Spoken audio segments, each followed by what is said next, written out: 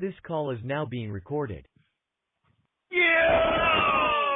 What's up, man? Oh, you know, fucking been in since fucking 3. I'm just leaving Carlisle now. It's fucking ridiculous, dude. Oh, wow. Yeah, I didn't take off with my first load tonight until like 3-ish or whatever, mainly because I'm just brand new. Trying to figure shit out. It was loaded by 2, but then trying to figure out by. Well, no, they used a couple different programs like so like the inspection app that I use with WSI, I guess. I figured it was gonna be a different app, but nobody said shit. No, so I get. Why wouldn't it all be the same? One big happy family. Well, yeah, because I know for the 2 weeks after we met the Centurion owner, we were still using the same apps or whatever. But coming up here, I know that I'm jumping in with with them directly or whatever. So yeah. Hell, they have a little office like right down the street from the actual FedEx hub in Kansas City, Missouri, or whatever. So like he actually has it's like Jimmy, over there with WSI. He kind of does it all, and so like there's times where you can't reach him because obviously he has to sleep sometimes. Yeah. But I got connected with a driver manager called like Rex or whatever. And then he connected me tonight with this guy named Bobby. That I guess he's the guy we call at night or something if we need But he's also a driver too, so like he had his truck parked over there by the little office that I had to meet him at. He's like, hey, well initially he was like, hey, so you're gonna be running at like midnight or coming in at like midnight, and but tonight I want you and Bobby to meet up at like 10:30. At the Centurion hub, the little terminal, whatever. It's not a terminal, but there's a little bit of parking there, but it's like a little office building, so I was there, hey, cool, 10:30, that's fine. Thinking like, man, I've like been sleeping at night the past 3 weeks. Had to kind of like switch back. Yeah. But then they're like, oh, by the way, this is what's going on. Like you're actually Sundays. You only, I guess I'm doing they got me on this load going to Coffeyville, Kansas, which I guess is like 180 or 200 miles south in Kansas or whatever, and then basically run a load down there and come back. But I guess Sunday night I'm only doing that, but the other, it's a 6-day, right now it's 6 days, but I kind of expressed it. I said, is this permanent 6 days, or is it possible to have like, eventually be down to 5 days? Because I said, if I'm coming in at midnight, 1 o'clock, I was like, I'm only going to literally be off for a 34-hour break and then back at it. He goes, oh, no, yeah, I know exactly what you're wanting. I'm working on finding you work, making sure, so just give us time. I said, all right, cool, that's fine. But right now, at least I'm not jumping around like what I was doing with Jimmy. It's literally I'm doing this run, like 400-mile round trip, and then like during the weekdays, I guess I'll come in earlier. Like instead of midnight, 1 o'clock, I'll be coming like 10:30, 11, and doing like a trip to Olathe and back. It's like 40 miles there, 40 miles back. So it's like good mileage. And like hell, they've been like Rex and like payroll and a couple other people in the company have been already going back and forth with me quite a bit. And I'm like, I told payroll, I really appreciate that because with WSI, it's not that I had anything wrong with them or anything against them. Yeah. But communication over here, I've already noticed has been like they're messaging me and calling me or whatever, or they're responding when I said the question. So it's like, oh, cool. Like, you guys are actually, like, I can actually get a hold of you guys. I say, this is cool. Hey, Yeah, no, maybe it's supposed to work like that. Yep. So, but yeah, it's been good, but, there's been a lot of stress involved because 75% of our shit isn't up here, so. Yeah. So. Yeah. About that. No, but we could talk about that. I just, it's your first day. It's your new joint. Already fueled at Love's, got the points, so I'm like, hey, feels good to be back. Feels good to be back at Love's. Yeah. It's weird though because they do have a card, but they have that the RFID or whatever. Yeah. So Mine didn't they work. got the yeah. Well, and I think he has to set me up in there because like it asks for like driver ID. Mm-hmm. And I put my driver ID in there, and of course it asks for everything else too, like truck number, blah blah blah. But then at the very end, it is invalid ID or error or something. So I was messaging Bob or whatever. But hey, so does Rex have to set me up in there or something? Because it's giving me like invalid ID or whatever. He gave me his driver ID, so use mine. Hey, we'll talk to Rex tomorrow. I said, all right, cool, thanks, appreciate it. Yeah. Welcome aboard. No orientation. Just fucking get in the truck and go. There was a little bit. Like I met Bob at their little office, and we did this little walk around in the, it's like a hallway that literally does a little loop from like one side, you go around the back, come around the other side. There's like a little driver shower area, and there's like a little lounge that has like snacks and stuff on on the shelves and snacks in the fridge. This is all for drivers. Obviously it's a little light right now. We got to stock up again, but. I'm like, oh, cool, all right. I was like, do drivers come over here often? He goes, well, I mean, most drivers just every so often, but like there's a couple of us that probably spend more time here or whatever. And I was like, that's cool. I was like, I would almost rather like Bob's Hill Park over there, and then just park my Ram at the main office to just Bob's Hill over to the FedEx Hub to go get loaded. But because I got to go through like security, so. Basically, we like I followed him into my Ram, like we badged in. I dropped my stuff off in the truck because I'm not going to be jumping around trucks, which I'm looking forward to that too. Yeah. So drop my stuff off, and then he kind of gave me a couple little directions, like, hey, you're going to exit out this way whenever you get loaded, and then we I followed him back out to the employee parking and parked as close to the guard shack, as possible, so that way when I park and when I get back there in the morning or whatever, I'm not having to like walk like 2 miles or whatever. Walk to the far end of the lot. Hold on. Gotcha.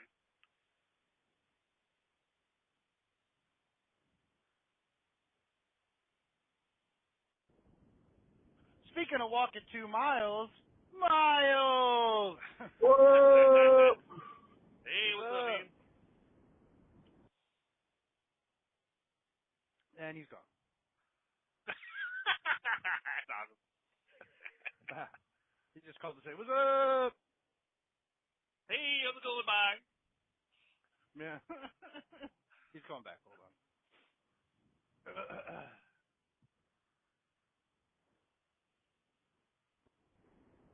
Fucking hanging up on me for? Hey again, Margaret. In my half sleepiness state, I forgot the volume button is on the other side of the steering wheel. Very good, sir. Yep. You switch tracks, huh? Yep. I don't know what that's like, man. Yeah. Going from days to nights. He's in his car. He's in his car still. Yeah. Yeah. Went to the beach for the weekend and got home last night at midnight. So by the time I got home, got everything carried in the house, half the shit put away that needed to be put away.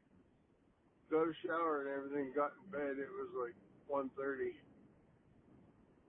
And my alarm was going off at 4:30. You're my hero.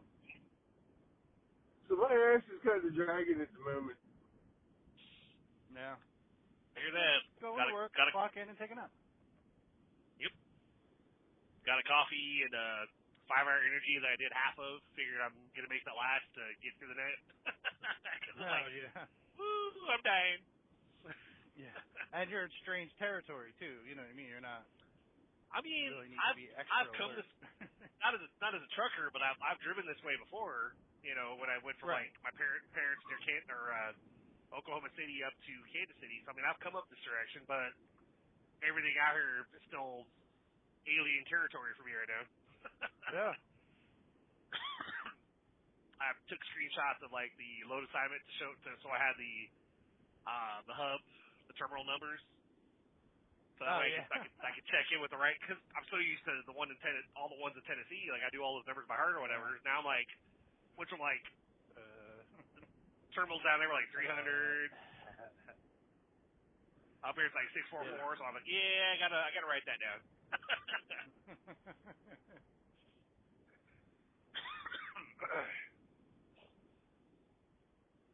And I'm pretty sure this truck is governed at 65 because I can't seem to bump it up any higher than that. I'm like, oh, that sucks. But hey, oh well. No. I know, man. I'm they gonna add voluntarily tell you that, huh? That's gonna add like 2 hours of my time, man. I'm kidding. Yeah. Well, you know, you're out there in the middle of nowhere, so. Like when people speed by you, and then you end up at the same stoplight, Yep. They save 2 minutes, but they end up at the same stoplight or stop sign. Then. Mhm. It's all good, Yeah.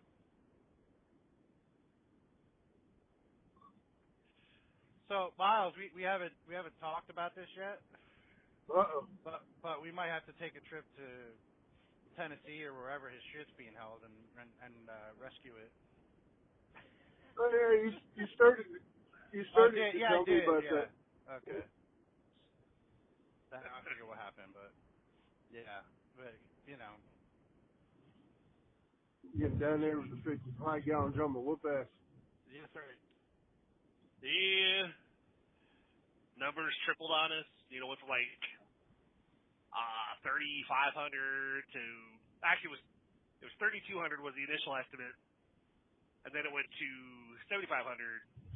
Which with that, we had already paid 3,500 down, and so we were gonna have to do $2,000 at pickup and $2,000 at delivery. Which I was like, all right, that sucks, but at the time we were able to do that. We had the money for it, but then we were supposed to also get like a full 26-foot truck. Like it was initially like $9,000, but the lady was like, well, let me talk to my manager, see what I could do, and she came back like, well, here's what, like, he's giving you a military discount of like $1,500, so we'll have to take it to $7,500. Full truck, doesn't matter how much stuff you have, you get the full truck. I'm like, okay, cool, all right, that sounds great. Then and this is only for a 26-footer. It should be a whole fucking goddamn 53-footer is what it should be for that. Yeah. Purpose. Anyway, continue. So then, the dates we were given were like June 4th and June 5th because our moving date for our new rental house was June 7th. But then I found out from the lady that was, giving me that $7,500 quote. She's like, oh, no, they'll be there on the 5th. Like, we schedule, we do 2 days like that in case it needs like a full semi. And we're like, oh, okay, So she's like, oh, your movers, they'll be there between 10 and 2. I mean, it came to the point, like, when I got the initial estimate, I wasn't surprised that it actually went up because the guy, I kind of did it over the phone when I wasn't even at home when I initially got in contact with him. And I thought I was talking to a carrier. I didn't realize that company was the broker. So even after I paid the deposit, I didn't realize that they were not the carrier. I thought I was paying the actual carrier for it, but me and my kid were out and about when I initially scheduled it, went ahead and paid that deposit or whatever, which everything I did, I was like, I was reading horror stories on like Reddit. Yeah. Talks about like, oh yeah, like never pay a deposit over the phone, never do inventory over the phone, like have somebody has to come out and literally do a walkthrough and tell you what it's going to cost or whatever after they see. And I'm like reading all this shit going, fuck, like I did every one of those red flag checklists.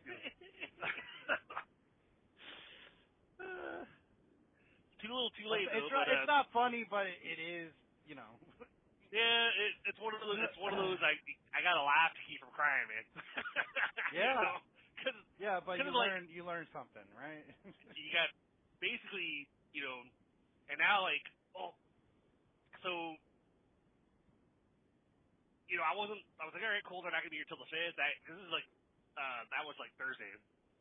So we were thinking they're going to be there Wednesday, so we were like hustling. We had stuff packed, but we still had a lot of, quite a bit to do. So like, we were packing on the third, and then when I talked to this lady or whatever, she said, oh, they're going to be there on the 5th. All right, cool. That gives us an extra day to get shit together, whatever. So we were packing that day. Then, of course, like I got up early on the 5th, thinking between 10 and 2, get some more stuff put together, whatever. They called me at like 9:45. Hey, and it was a Jersey number. Like the company I paid is out of Florida, but the movers, it's like Planet Movers LLC, or whatever. It's out of Jersey.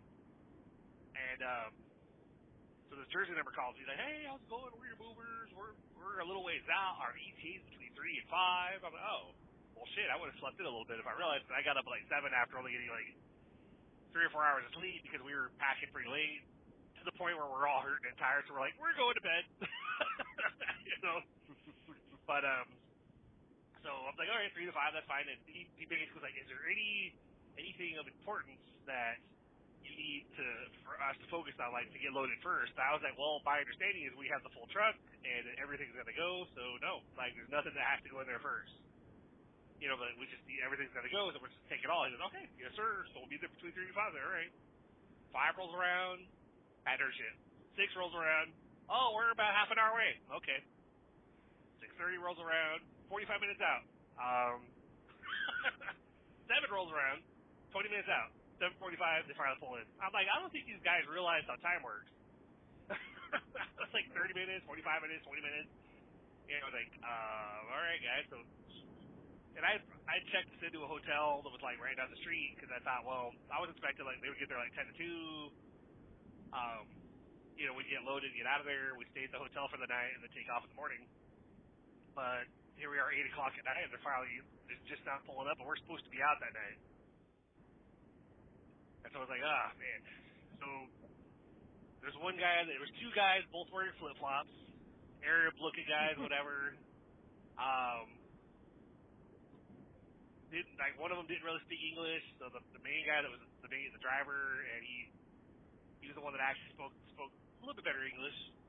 He's like, hey, so let's walk through real quick.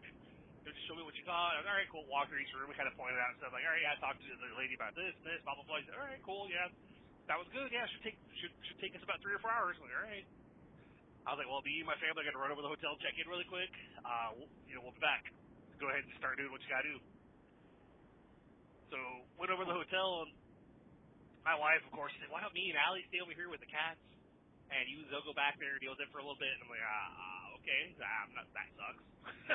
Why do I have to go over there? But so when I went back there, and they had already had like a bunch of stuff that was like wrapped, and furniture was out front of our apartment. Like they were just bringing stuff out that weren't loading in the truck yet. I was like, all right, cool, But then we went inside, noticed that like the whole place already looked like a tornado had gone through. Like debris everywhere. Like they were just basically, if there were drawers that had anything in them, they were literally just throwing them around or dumping them on the floor. I was like, oh fuck. And then the guy, of course, pulled me aside. He goes, well, and unfortunately, because like part of what your estimate included, it didn't include packing. So if there's anything that we have to pack, we actually have to charge you extra for that. I was like, well, how much extra are we talking if you have to pack? He goes, I don't know, but it could be like 600 to 1,000. And I'm like, well, right now, let's just hold off on that. He said, we'll just set stuff aside that has to be packed. We'll just set it aside, and then we'll get everything else, and then we can, look at what's left, and you can make a decision. I'm like, all right, sounds good. All right, already freaking out at that point. Been up for like 13 hours at that point. So he got like it was like 7:45. I think it was like midnight, 12:30 in the morning. Hadn't touched the kitchen. We had a big closet downstairs that we had our grill kind of tucked away in because like couldn't use a grill at that complex apparently. And they wanted us to throw it away, but we're like, fuck you, like it was like a wedding present, big ass grill, big fancy grill, whatever. So I hadn't touched that closet. There's a lot of stuff still downstairs that he hadn't gotten, and they hadn't even gone upstairs yet. And I'm thinking we had a full truck, and so the guy calls me outside and points in the truck, and it's only half loaded. He goes, that's all the space you guys are allotted. I'm like, what are you talking about? He goes, yeah, you're allotted 1,600 cubic feet. That's 1,600 cubic feet. And I'm like, sir, we were told we get a full 26-foot truck. He goes, well, yes, sir, but this truck's actually longer than 26 feet. It's like 33 or something. And so, like, the cubic feet is actually this much more, and that's why that's where we're at the halfway point. And I'm like, having been awake for 16 hours at that point, I was like, so I was getting on the phone with my wife, basically, like, putting her in speaker, and she's screaming at the guy, like, this is fucking bullshit, you guys are fucking scammers. Like, we were told a full truck, blah, blah, blah, and I understand that, ma'am, but, but, it's longer, blah, blah, blah. Like, the math isn't adding up, but I am so exhausted by this point that I'm having trouble just trying to focus, and I'm trying to argue with them at the same time. And I'm like, well, shit, they have, like, half a truck full of our stuff. What can I do, So he's like, well, let me get on the phone with my boss. Let's find out, because we can give you the full truck, but the invoice, it's going to actually go up. So I'm like, well, how much are we talking? And it went from, like, $7,500 to $12,200 something if we were to use the full truck. And I'm like, fuck. So I was like, well, I don't have $4,000 or $5,000 to pay you at pickup and $4,000 or $5,000 to pay you down, at delivery. Can I still pay the $2,000 tonight and pay the rest on delivery? And he put me on the phone with his boss, and I was like, kind of explaining. So I was like, sir, we're anticipating such and such. I don't have. That's a lot bigger amount to cover. Would it still be possible to pay $2,000 tonight and the rest on delivery? And he's like, well, sir, we really want to help you out, and we'll do what we can for you. So yes, we'll accept $2,000 tonight, the rest on delivery. That's fine. I'm like, cool. Thank you so much. I really appreciate that. And then his driver walked through the apartment, and I was like, sir, you haven't even touched upstairs. Like, there's 3 bedrooms upstairs. There's the kitchen, the grill. I mean, there's a lot of stuff that you haven't even gotten out here yet. So he walked through, did a video for his boss, and then I guess he came back to me or whatever. So, I did a video for my boss, and he said, yeah, everything, we should be good to go. Go ahead and do the job. Everything should fit, whatever. We're taking everything. I'm like, cool. All right. I was like, then let's do that. We'll just figure out the financials after we get out of here. We'll figure out how we're going to, who we're going to talk to family-wise to try to actually make this happen, since we didn't have 12,000. So it's like, but. So Zoe and I kind of sit in the game room on the couch, just kind of chilling out, literally for the next couple hours, while they went into my room, and they went into her room, and they were getting the beds out, they were getting furniture, this, that, whatever. We get to 5:45 in the morning, still had to come in the game room, still had to touch the grill or the kitchen or whatever. Calls me out, points at one of the other big pieces of Zoe's bed or whatever. Says, "Yeah, that's the last piece." I'm like, "What are you talking about?" He goes, "That's the last piece. There's nothing else to be able to fit in there." And I'm like, "I was like, you told me everything would fit." He goes, "Well, yes, sir, but you kept doing the whole, sir. You have a lot of stuff. You have a lot of stuff, sir." I was like, "I don't have a lot of stuff. Like we have 5 people in this house, and we've been here 10 years, and we've gotten rid of a lot of stuff. So we really don't have as much stuff as we've had, and it's a lot of small stuff, But we were going through that last week. We were actually, going through as we were packing stuff up, and if there were clothes that we weren't wearing, we bagged those and took them to Goodwill. If there's stuff kids' toys for Alex, that he hadn't played that would have been in the closet, we were donating those. So we were going through and actually trying to downsize a little bit as much as we could. But so he brings me out to the truck, and of course they're at the end of the truck or whatever. And I'm getting my wife on the phone again, and she's screaming at him again. She's a redhead. She's very fiery when she's very pissed off. And I almost felt I kind of felt not bad that she was doing it, but I felt kind of embarrassed in a way because I'm standing there with the guy while she's screaming at him, and I'm kind of doing the whole shrug, she's a redhead, she's pissed, rightfully so, but not saying I'm sorry. I'm not apologizing to him.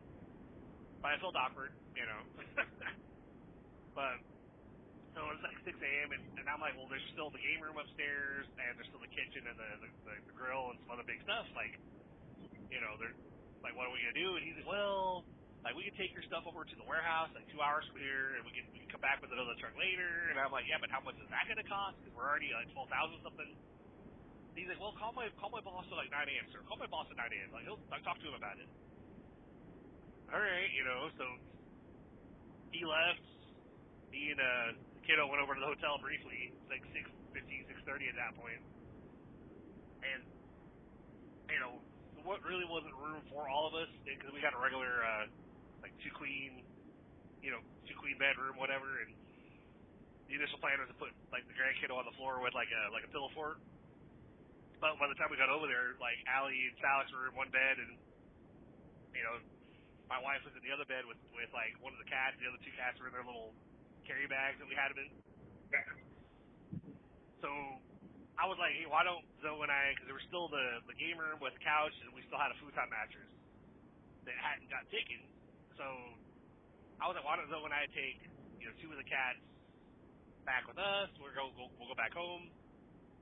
So we can catch a few hours at least, and you guys go and check out at 11 and just meet us over there. I think I finally got to bed at like 8 o'clock that morning. By the time we got back and got the cats inside and whatever, like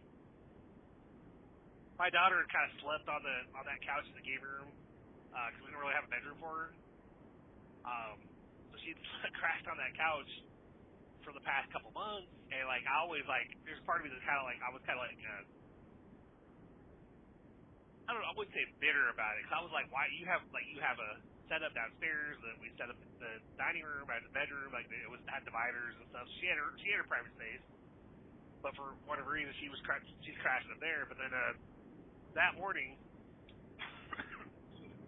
though she crashed, I had her put the like futon mattress in the master bedroom because our room was pretty much clear, minus like you didn't take my side table and some other stuff, but. I was like, go set up your bed in the master bedroom, and I'll go in the game room, and then I'll crash on the couch. And I told my oldest when we met up a couple hours later, I said, I can understand why you like that couch, because I had never slept on that couch before. Like, I sat on it, it's a comfortable couch, but I slept on that couch, man, woo! I wish I had more than 3 hours of sleep, because I kind of got jump scared by my wife when she came home, because I guess like an hour after we went to bed, I guess she tried to text us, like, can you guys bring the truck over here? Because, like, the Jeep is packed pretty full, and I can't fit anybody in it except me. But it's Zoe and I were asleep, because we'd been up literally since, like, well, at least 7 the previous day, and then we'd been dealing with the movers from, like, 7:30 p.m. till, like, 6 a.m., and then we crashed at, like, 8. So we were fucking tired. But she came home with the Jeep, like pops her head in the game room, started screaming at me. Like I literally like jumped up, like what the fuck? Oh, she's like, what's wrong with you? What the fuck is wrong with you? I was like, try to focus, but I'm like, well, love, like you kind of fucking just jumped in here screaming at me or whatever. She's like, well, because I'm like, no, like I didn't get to bed till freaking 8. It was like 3 hours ago. I was like, you could have just like, hey, love, hey. Like. One of those where it takes you where you're sitting upright for like 10 minutes before you finally start to like comprehend what's going on.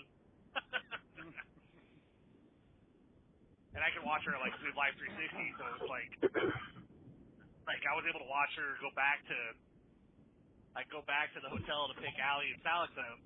And so like she, it's like a couple blocks away. She was maybe gone for like 15 minutes. So what did I do? I literally saw where she was going. I rolled back up, laid back on the couch again. And kind of did the whole, like, I'm half dozing, but I'm not because I'm paying attention to 360. And when I saw that she was coming back, I sat back up again. It's like, nope, I wasn't going back to sleep. I know what you're talking about. So, like, we're at 11:30, we're sitting downstairs on the remnants, because they broke we had two couches downstairs, which when we got them, we brought them in there as one piece. Like, they were one set. And these fuckers were like, pulling parts off the couches, like the backs off of them, pulling the pieces apart, and then of course when they're doing that, your couch is broken. Yeah, because you broken. Wasn't broken before. No, that piece is broken, bent, whatever. I'm like, why are you pulling these pieces off? Like, what the hell? Like, we moved this, and then so I was like, well, I guess that one's staying here, and then they broke the other one. Well, that one's broken too. I'm like, I knew it wasn't the perfect couch, but we got it in here and everything was fine. But so we had the remnants of those couches still downstairs. There's things that, like when they left that morning, I had to pull stuff back into the apartment because there was we had our one of our TVs was still sitting out front. One of the pieces of the couches was sitting out front. I mean, they basically got to, okay, that's all we can fit. All right, we're done. Okay, so we're sitting in that room, and Aaron, of course, like I'm still not quite 100% there. I'd say I'm probably like 50% mental capacity at that point because I'm still trying to wake up. Aaron's like, well, what do we do? And I'm like, I don't know. Like, I can't think right now. Hold on. So I'm texting and emailing and trying to call the numbers and the contact info and stuff for both Starline and Van Lines as well as Planet Movers, basically trying and not reaching anybody. Like, no one's responded to the text messages. No one's called me back or whatever. So it got to a point where I looked at my wife and I said, I really don't want to do this, but with the way that tonight's gone, I was like, fuck it, let's go get a fucking U-Haul, let's get a car trailer. I already had my daughter's car on a trailer behind my Ram. I was like, let's get another car trailer, we'll tow it behind the U-Haul, and I'll tow your Jeep, and then you can drive the Ram with Zoe's car behind it. She was like, all right, can we afford that? I was like, we can't afford that and pay, and still pay them what they're demanding right now. But I was like, I don't fucking care. We got to get out of here. So we got the U-Haul, and we're on our way back after not being able to reach them at all. All of a sudden, we're pulling in the complex with the U-Haul, and all of a sudden, my phone is blowing up nonstop. Like, they're calling me, they're texting me, saying, we're trying to, like, our office is trying to reach you. I'm like, yeah, too late. Like, we're not, like, just, we'll see you at the delivery. Like, we got the rest. Don't worry about it. So we parked out, and we're loaded. We tag our neighbors because they have a couple of, it's like a big family. They have, like, a grandma and, like, her two sons and one of her son's families or whatever. Like, they, in this 3-bedroom, whatever. So we kind of reached out to them, and we were getting the U-Haul, like, hey, would, I don't even remember off the top of my head. I never knew their names. It was one of those where you greet each other, but you never greet each other by name. Yeah. So we were like, hey, do you know if your two sons would be willing to help us out? Because this happened or whatever, and we're ready to U-Haul. Could they help us with these certain items, like our washer, dryer, couch, whatever, just to get the big things out? We could deal with the rest, because of course, like back injury in the Air Force can't, I could do stuff, but, so they're like, yeah, we'll help you out. That's no big deal. Like, we'll be home after 4, but all right, awesome. So we're loading shit up in the truck. And the other truck shows up again. Like, they pull past it. This truck looks pretty much the same exact size as our 26-footer. Uh-huh. But they pull up, and the guy gets out, like, hey, how you doing, sir? Shakes my hand again, and I'm thinking, like, what are you doing? I literally asked him, I said, what are you doing here? He goes, well, sir, we put your stuff in storage. We got this on the truck, and we're here to get the rest of the stuff. I was like, sir, like, I couldn't reach anybody. I tried to call you guys, tried to call your bosses, tried to call Starline. I was like, you guys are starting to call me after we already had this truck. I was like, we're going to do the rest ourselves. He's like, oh, well, shit. Puts me on the phone with his boss. I was like, well, you would have saved like $500 to $1,000. You'd pay that much less if you'd gone with us instead of going with U-Haul. I'm like, I kind of doubt that. Since you guys only charged me $12,200 for one truck, and like I paid $1,700 for U-Haul. Half a fucking truck. What are you talking about? Yeah. No, that was actually $12,000. In reality, they should have had a full fucking truck there, not a fucking 6-wheeler. Yep. You know what I'm saying? Yep. Like, there's no fucking way. It's so just disorganized and just scummy. It's scummy what they're doing. Yep. It's scummy, and people fucking pay them, and that's why they keep doing it. Yep. And I'm sorry to say, I know you're going through some shit, and I'm hoping that the authorities will fucking get to the bottom of this, because I've listened to your whole real talk about it, and you know what I mean. I just, I've been thinking a lot about it. It just,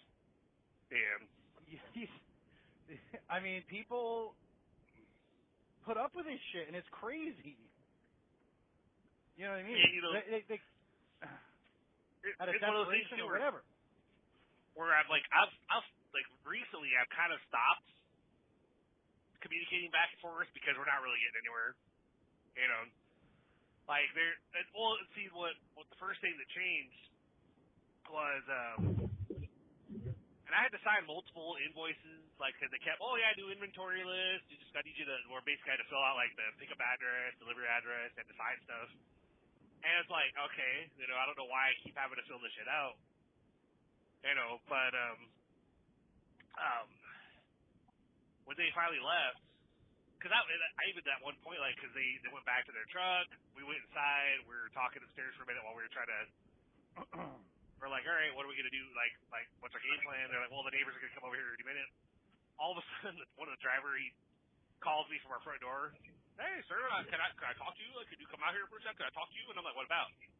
I was being a dick at that point. I was like, what about? Like what do you need?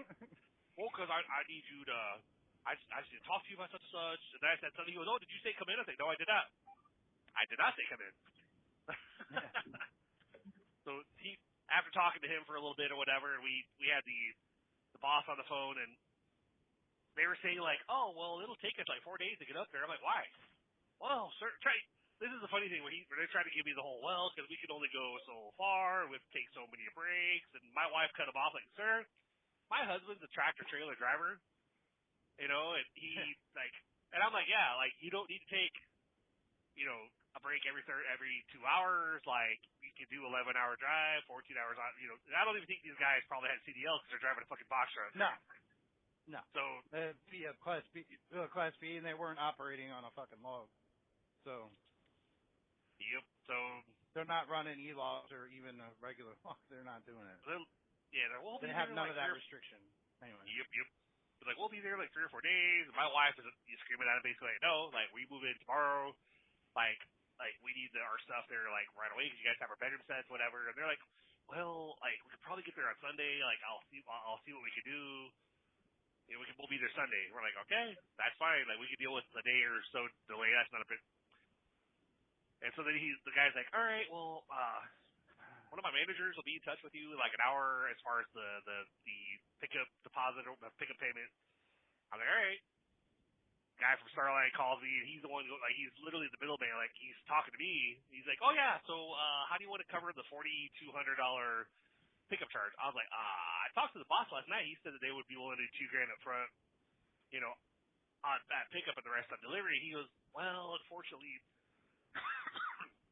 he's like, they're coming back at me that it's the full $4,200, the 50% of the full balance. And I'm like, yeah, but he literally, like, the guy in charge literally told me, he negotiated with me last night, and said that's what he'd be willing to do. He said, well, unfortunately, like, I guess he's not there. They changed their minds.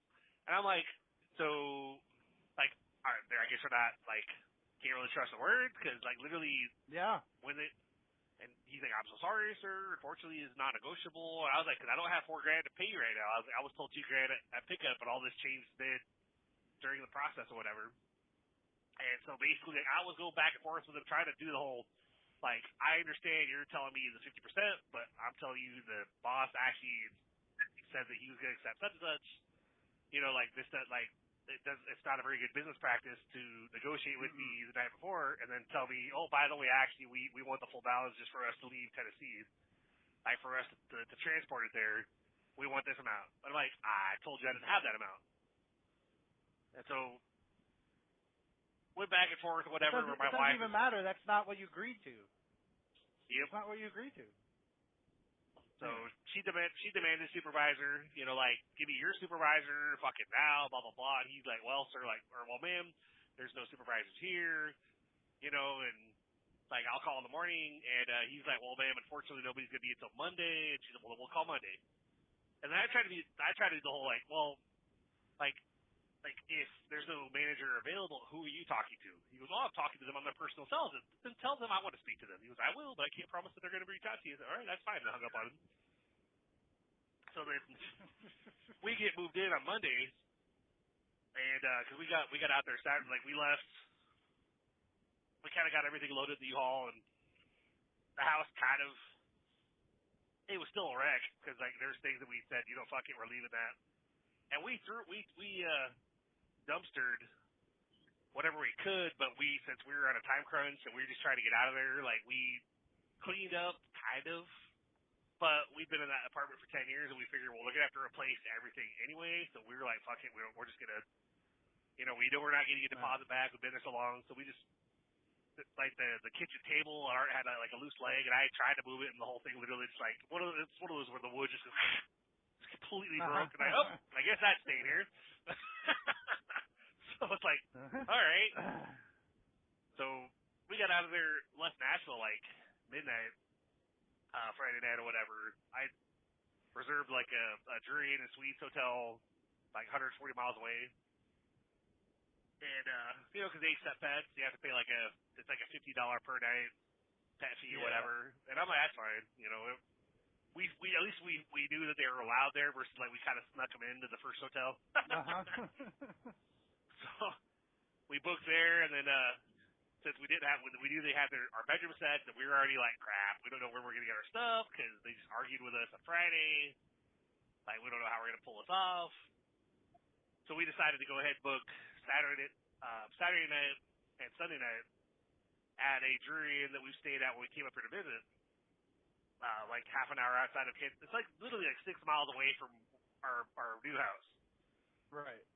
So we stayed there for 2 nights, and even though we did go to the house and kind of like took a walk around because we hadn't even seen the house. Like everything had been done from a distance, so we hadn't really seen anything. So we went to the house, and spent 2 nights at the hotel, and then I actually went on U-Haul's website, where they say you can hire people to help you empty, that load or unload.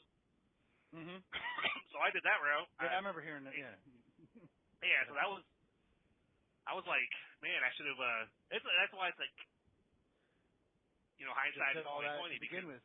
Yeah. Yeah, because they literally they unloaded the entire truck within I think I reserved it for 4 hours. They did it in 2.5. Yeah. And it's because those people didn't know what they were doing. The first people. Yep. Their flip-flops, first of all, should have been a fucking red flag. Like a big-time red flag. Yep. Did they have their pet camel? Yeah. Yeah. Let's see. I just pulled into the yard. I gotta go. All right. All right, talk to you guys later. Okay, bye. Later. Bye. See ya. Bye.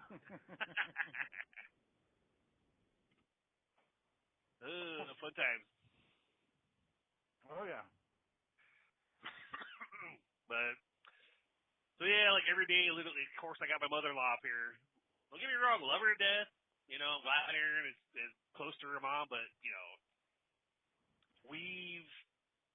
I assumed that when we moved up here that she would actually come over, she would drop by herself, but, she came by once, I think, when we first, after, a day or two. And was asking, she wants us to always update her on the, I give you updates on the situation, blah, blah, blah. And we're like, no, not really. And they're like, yeah, you guys aren't going to pay the $8,500 or whatever. Don't do it. It's illegal. It's theft, blah, blah, blah. You should contact so-and-so. The night before I guess technically, yeah, the day before we got out of there, when we realized the amount went up to $7,500, I was already reaching out to her and saying, hey, Betsy, this is what's going on. It went from 3,500 or 3,200 to 7,500. I was like, is there anything you'd be willing to do? It's because she connected us with this financial, I don't know if it's a bank or whatever, but they have financial analysts or people that can, you can tell them a budget or whatever, or tell them your financials, and they'll help you out. So she had offered a while back that I'll pay for it. I won't even see the information. I just want you to work with them. And we're like, okay, fine. But then she got to a point where I guess she's like, in order for me to help you again, I need you guys to do that. And we hadn't gotten around to it because we were trying to plan this move, so much shit happening, or having to pay out money for this or that, whatever. Cause I had to get Aaron's car in there to get a tune-up because it started breaking down on her. Apparently, it was one of the spark plugs, I guess, is gone, or one of the cylinders wasn't even fired at all. So that was $1,300, So it's when you're planning, you have money put aside for something, but then you have all these different things that are coming up. They're like, man, fuck. But every time I reached out to her, and she kind of did the whole, you guys still haven't sent over the spreadsheet to Mariner yet, and you know, you guys need to do that, then we'll talk. And I'm like, I understand your position, Betsy, but we literally are trying to move tomorrow. I was like, sure, okay, never mind, you know. But we actually got that, finally got that spreadsheet in, within the last few days. But like, I'm at the point where I wasn't even going to do it. I'm like, look, like I don't care, because obviously, like, what I'm seeing on her end is basically a lot of comments, opinions, suggestions, and it's like, look, like, we're doing everything that she's recommending that we do, I've already done. Like, I reached out, I filed a complaint with the Missouri Attorney General, listed both companies, listed every phone number, name, and email address for any of those two companies I had, basically threw them under the bus.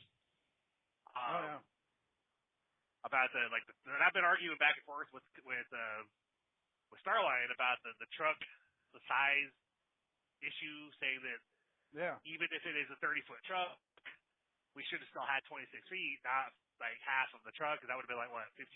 Not 15. You know, and so our dollar amount should not have gone up as much as it did. But of course they're arguing, oh no, the truck was, it changed a few times. Oh, it's 32. Actually, it was 28. Lady says, oh, actually, it was 30, sir. The truck was 30 feet. And I'm like, huh. So I basically demanded documentation. I said, I'm going to need the carrier to send me documentation proving what they're claiming about the truck. Like, I need to see documents, because it said Penske on the front. Yeah. It was like a white box truck that said Penske, and everything I found said that Penske only does 26 foot. There should be a plaque on that truck, that truck somewhere saying how exactly the size of that fucking box. Yeah, it's a plain white truck, and they were like, oh no, it's like there's bigger trucks. We get them at auction, blah blah blah. And of course, I've kind of googled that, and I guess online it does say, well, yeah, there might be trucks that have been auctioned off that might be longer than 26 foot. But yeah, if you look online, everything online, if you like, what's the biggest truck Penske offers, it says 26 feet. Mm-hmm. So I was like, I need documentation. I need proof of this, because like I don't feel like we're being charged accurately, because we should have had this long. And they were like, oh no, it's 30 foot. And basically what they sent me as proof, they use this app on their iPhone, I guess, where they literally, it looks like a picture of the inside of the box, and there's a line from the top to the bottom that says 30 feet. Yeah, okay. That they added. That's like, and I'm like, that doesn't prove anything. Yeah. That literally just like, no. They use that. That's an app on their iPhone that a lot of logistics carriers actually do. And yeah, there's a measurement app on your iPhone. Yeah, there is, but that's not how it works. Yeah, but and I'm like, yeah, but that's not an official. Like, I was like, that could easily. I think somebody could probably, think that. Like, it's like yeah. Just draw a line with their finger and write 30 feet on it.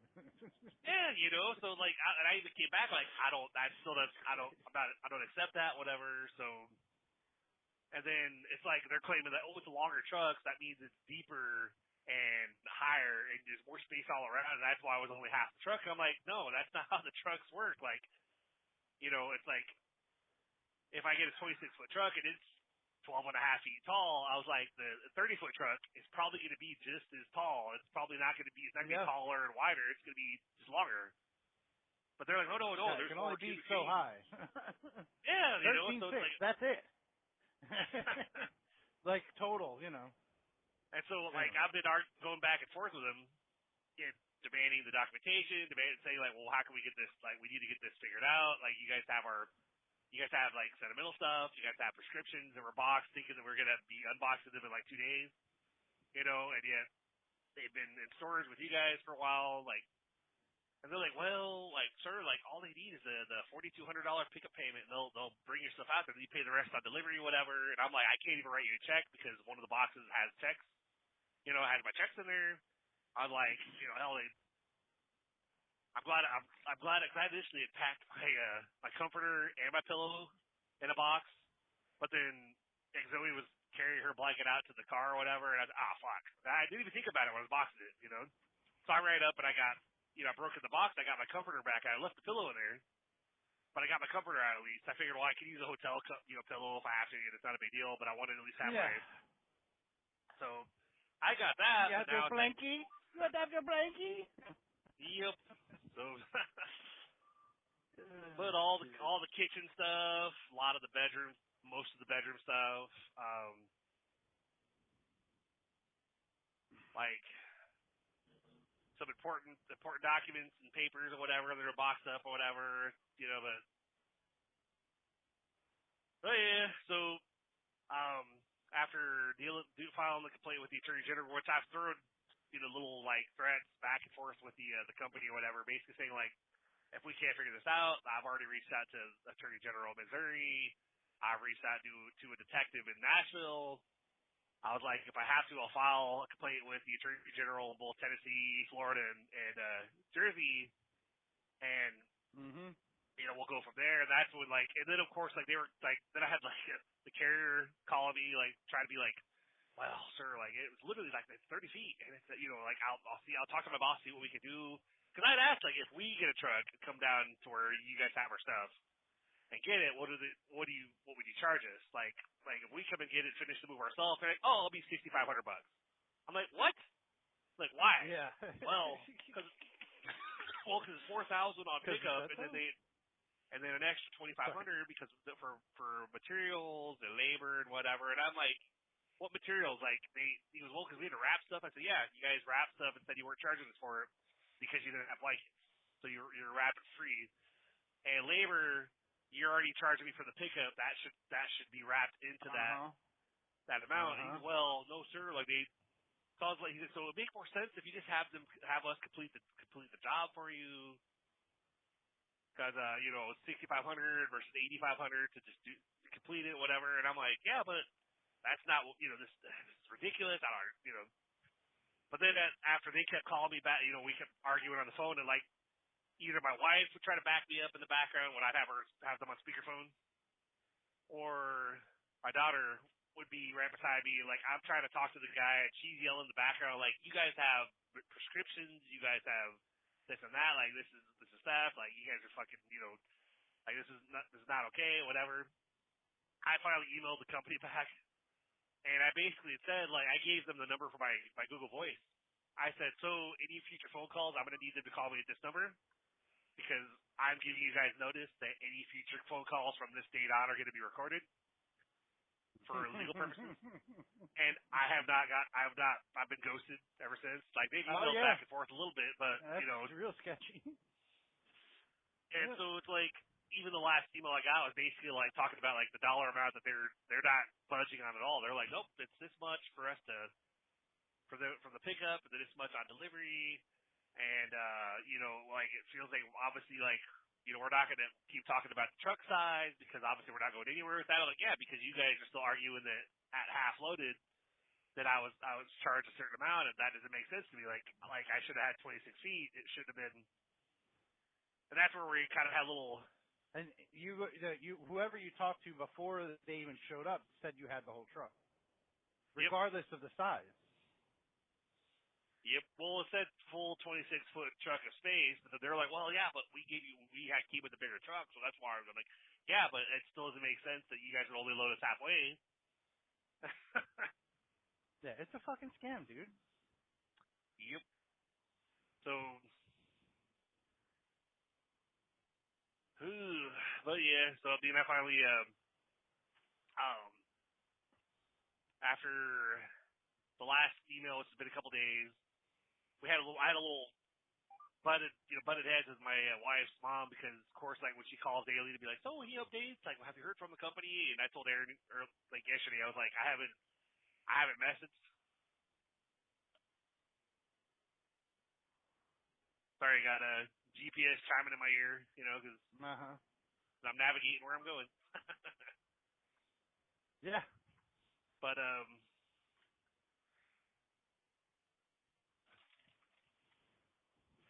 Yep. Gotta love dealing with traffic circles. They got traffic circles. Oh, boy. They have traffic circles out there. Well, on this route, looks like.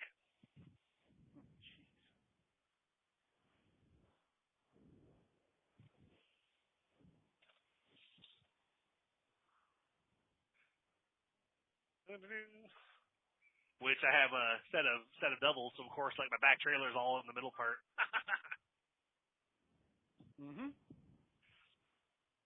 I will. Yep, fuck it. But, yep. And now 70 miles left on this road. Wow. It's one of those, like, one of those little Road smaller highways. Well, it's one of those small highways that go through your town every so often, and you have to come to a stoplight or whatever, but... Yeah, but there ain't no fucking hills there, is there? not where I'm at on the beach, but... No. Perfect time of day to be on roads like this, though, where nobody's out here. Beep, boop. Beep, boop, beep. Yep.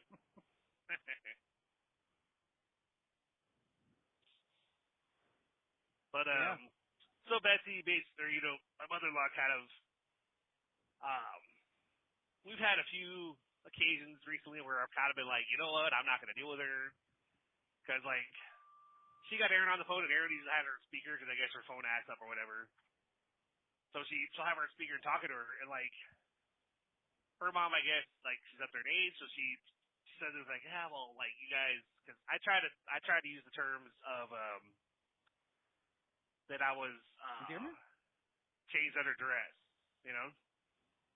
That I was like, that I didn't really, that the contract was changed while I was actually, like, in the middle of the process, and that I didn't really feel like I had a choice because our stuff was already on the truck, and well, yeah, that's how they get you. Yeah, Betsy's all like, well, like, you guys keep changing your story, blah, blah, blah. And Aaron's like, how? Like, our story is not changed. We'll half truck, full truck. We're like, yeah, Betsy, because that's literally what the deal was. They were supposed to get a full 26-foot truck. They only loaded it halfway, and now they're saying that we they're charging us as much, whatever. And she was, and plus you guys are using terms like duress, and those are legal terms. You guys shouldn't really say that, whatever. And we're like, but that's literally what it is. That's literally what the issue was. You know, that I was there all day basically to deal with them when it's supposed to, they told me 3 or 4 hours, and then, oh, actually we can't do anymore unless we charge extra. Yeah, and we still not have all the stuff on there, and so we're like, all right, whatever, you know. And then, like, she doesn't deal with me at all. It's not like I've talked to her a little bit when she came over that briefly for that one day or whatever, but Aaron had an interview the other day, this food service coordinator position at a sheriff's department. So, like, she'll be a food service at a prison. Well, no, it's at the sheriff's office where, like, they have the people that come in, like, the drunk tank or whatever. But apparently, she's only going to be managing. It's not like she's going to be like she's going to be in charge of. So she's not actually going to be the one cooking, but she can do, like, the recipes and stuff. But it's not even for the prisoners; it's for the like the officers or whatever. Oh, but okay. It's a salary position, $60,000 a year or something like that. And I was like, that's cool, okay. you know. So like, you know, it's about a 40-minute drive from where we live to that location. But she was like, "You want to go with me? Whatever. We get lunch afterwards." I'm like, "Not really. Like, I don't want to just go with you to and then wait for you, whatever." But I was like, fuck it, I'll go ahead and go. I was sitting outside that sheriff's department for like 2 hours while she was in there. I felt a little bit uncomfortable, man.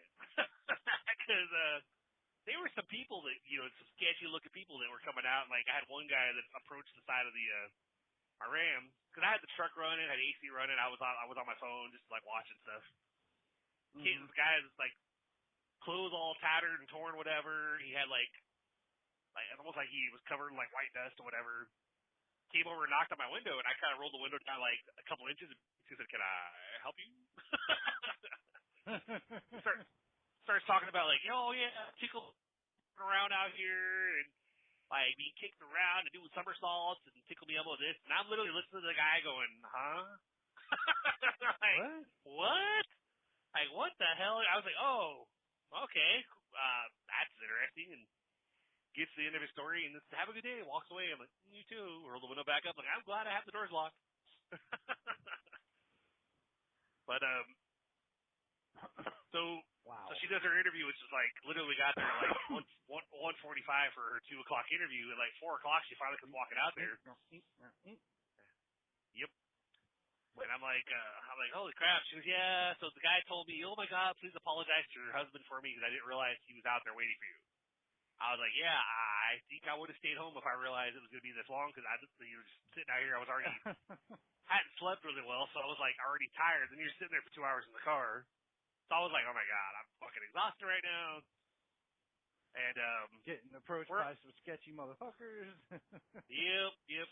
So we're on our way home, and like of course Betsy calls or whatever, and she's talking to her, and like she's like, oh yeah, Mariner said that you didn't send the spreadsheet, and we're like, we did, but for whatever reason, it opens for me, but the guy that I'm sending it to, he's like, oh yeah, it's not coming up, it's opening up blank, and I'm like, it's opening up for us.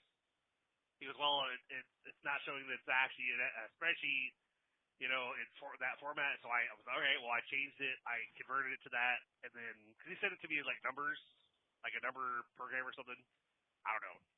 So like I converted it, exported it as an XLS or whatever. And then, sent it to him again. He's like, it's still coming up blank. And I'm like, well, sir, I don't know what's going on here. And because me and Aaron are able to open it up over here, I was like, I'll see if I can see if there's something else I can do, maybe convert it to something else. And that's when Betsy was like, well, like they said they haven't received it from you. We're like, well, we sent it a couple times, but for whatever reason they can't open it. And she makes this comment on the phone like, well, Aaron, like, why don't you send it over to him? Because you're actually like better with computers than Chris is. And I literally looked over to her like, did she just say what I thought she said? And Aaron just kind of looks over at me with kind of like shocked, kind of like embarrassed look. And she literally just like mouth of words like, it's okay. I'm like, no, it's not. I'm a little pissed off at that comment. Like, she doesn't know me. How the hell? Why is she making that comment? And when she got off the phone, I kind of said something like, she's like, yeah, I'll send it. Don't worry. And so I kind of after that call, I was like, love, like, you know, like you don't like dealing with my parents. Like, you literally have never talked to them. You haven't gone with me to go see them since like Iowa. And she was, well, yeah, because your parents have always had such and such issue with me. I was like, yeah, but I've always had that issue with your mom. But I've always gone with you to see your family, and we fucking moved out here so that you can be close to your family. I was like, but I kind of feel like you just kind of agree with whatever your mom says. So it's like, and she's like, well, no, it's just that I know that it's no point in arguing with her because it's just gonna, she's gonna keep arguing or whatever. You know how she is. I'm like, I get that, but.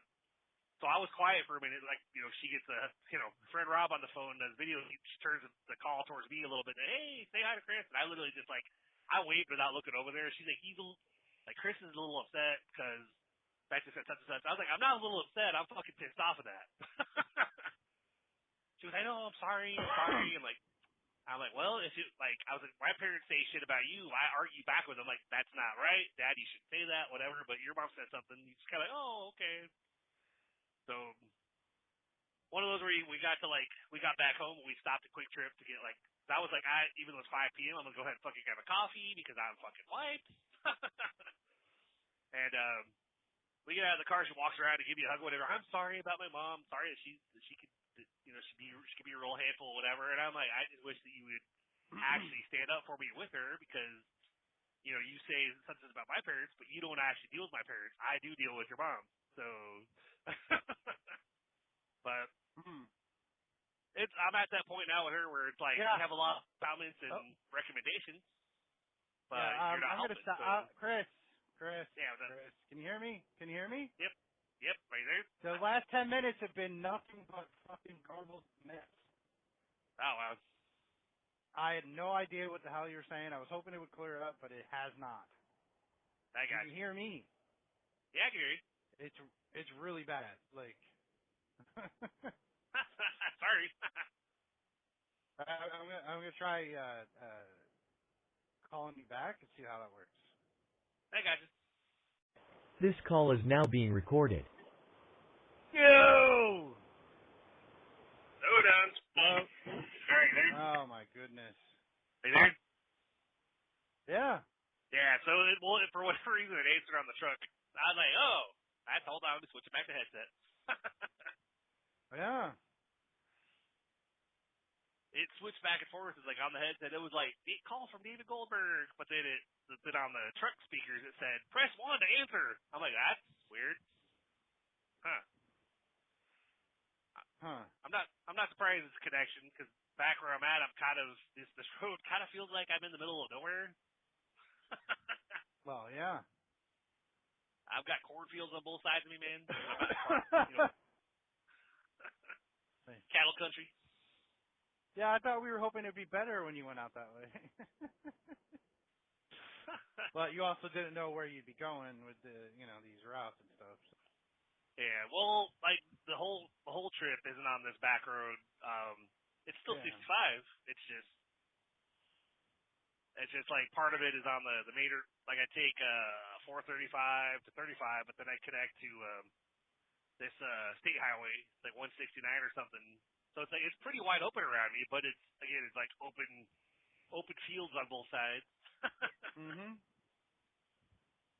Probably an issue like phone towers that are certain distance apart or something. Yeah.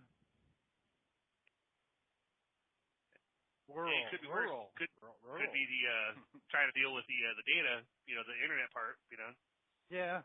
We'd be like, oh, lost a call again. Oh, lost a I call was again. just like, I really wanted to listen to you bitch about your mother-in-law, but all I heard is, and then you would be like, and I told her, it was hilarious. Oh well, it's all good. So yeah, anyway, you move closer and you see her less. Is that what you're saying? Move closer. Basically a lot of suggestions and opinions and stuff. And I told Aaron the other day, I'm kind of at the point where I'm like, you know what, like I'll just let it go in one ear and out the other, because like unless she's helping, then I really don't give a shit, Well, her suggestions are helping. Come on. Not really. Well, because that is helping. Come on, man. But I actually heard back from the Attorney General after like probably about 7 days. They emailed me back, whatever, when we were actually on our way to Aaron's interview, and they basically said like, well, I got the email like we can't represent you obviously in a legal matter, but we could actually try to be a mediator. Like we'll try to reach out to the companies, whatever, to see if we can try to work something out, whatever, try to get your stuff back. But give us like 30 days, up to 30 days, because it's not a quick process. And I'm like, I'm not surprised, So, but I'd also, after I initially, officially filed that complaint with them, I created an account on, I think it was Legal Shield, and uploaded pretty much like I, ended up created an account, paid the $39 membership, whatever, and which they do wills and stuff like that too. But you could get like a consult with an attorney or whatever. So like the next day after I did that, I got a call from them. It was like from a judge, whatever, or at a judge's office, but I guess it was, I don't know if it was an attorney or judge or something, but it was somebody legal representation that basically was like, so like we got your description, your information, whatever that you sent, like what can we do to help? And I basically was like, well, like they're saying we need to pay X amount just to get our stuff. We'll probably end up paying X amount, but we're trying to find out, because of all the other discrepancies and the service that we received at the beginning where stuff was broken, they were smoking in our place. I was like, we're basically trying to see if we have any legal options, like if there's anything we could do to basically negotiate this.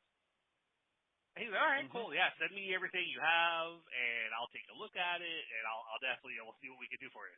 I said, all right, sounds good. So that was like end of last week, like Thursday, Friday, or whatever. So Saturday, Sunday, I didn't worry about it. It's figured the weekend. So probably today or tomorrow or something, I'll probably get a call from them probably while I'm asleep. Always. But so that's why I didn't really care too much about the Attorney General saying that we can't represent you in the legal matter with them, but we can we can try to mediate, whatever. And I was like, well, that's fine. We technically have legal counsel that we're trying to see what we can do with them. So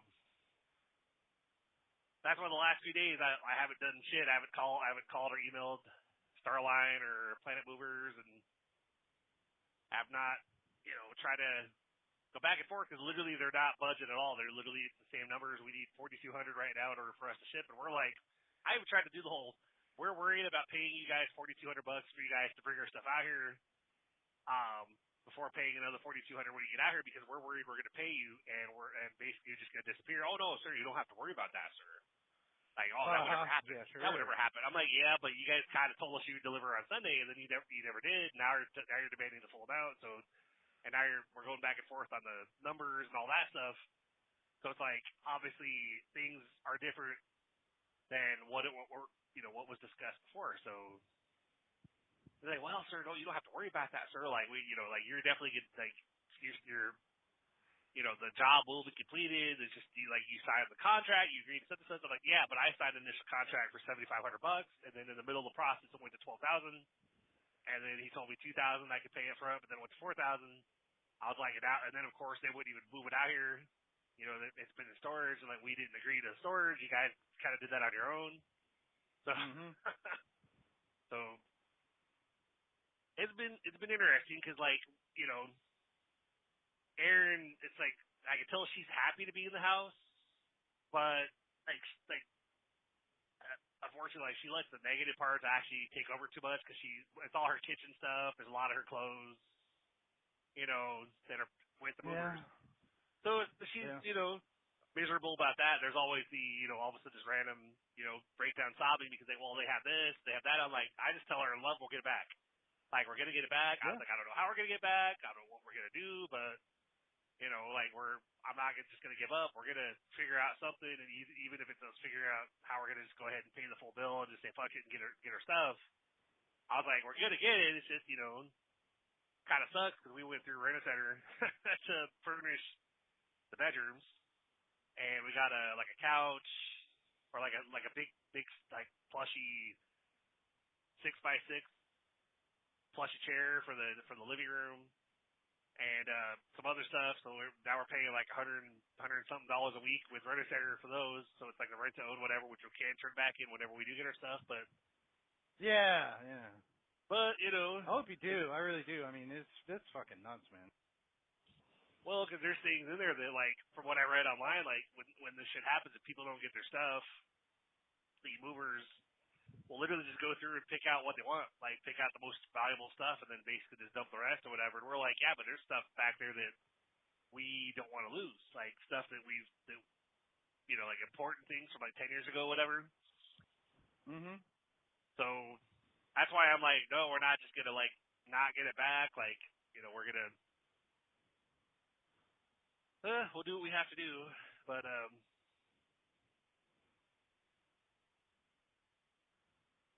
so Blaze had a couple interviews. Erin had one interview. She had a couple phone calls she had companies that got in touch with her, and then even though I guess she told them up front hey, I'm looking for 22 to 24 an hour, and they talked to her on the phone, and they're like, yeah, we can't afford you.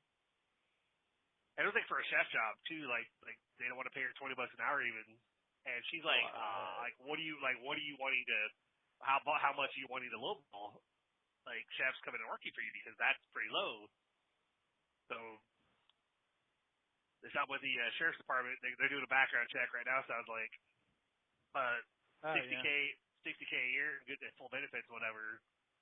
So it's that's looking pretty good. It looks like it might be good, She's like, I'm looking forward to that because we'll both be financially, we'll be actually both bringing in really good checks. And I was like, yeah, that'd be great, because one of the things Betsy tried to point out when I went to her before the night before the movers showed up in Nashville, she was like, well, Chris, you guys haven't done the spreadsheet, whatever.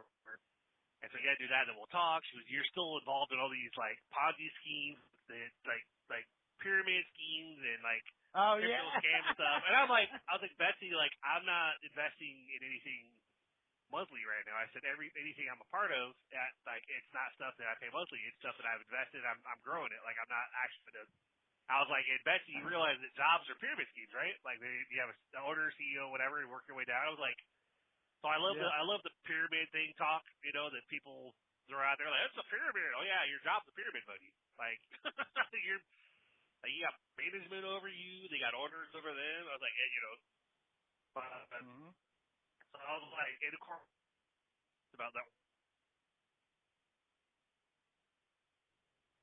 the online the entrepreneurial stuff, it's like that's me trying to give myself other options eventually, like not have to come out and work in the middle of the day, but be with the fam a lot more.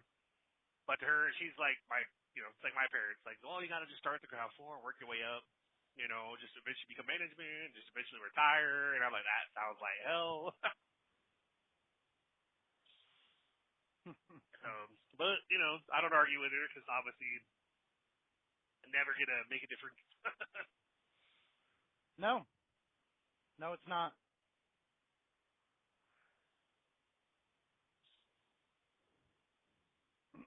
So yeah, it's all good. It's pointless to fight a losing battle. Yeah, and then or a battle you can't win. Yeah, pretty much. Somebody that has their opinion about something, and they're not like, it doesn't matter what you tell them. They're like, well, online opportunities. I'm like, yeah, Betsy, it's called trying to actually make our lives better. Mhm. And it's like, unless it's a job, like working a job, they're, people like her, they're hell, just starting it, like, because a lot of us, we might want to start a business, but not have the capital to actually start an actual brick and mortar, like full on. You got to start somewhere. You got to. A lot of people do shit online exclusively, man. Crazy how much money you can make knowing the right combinations.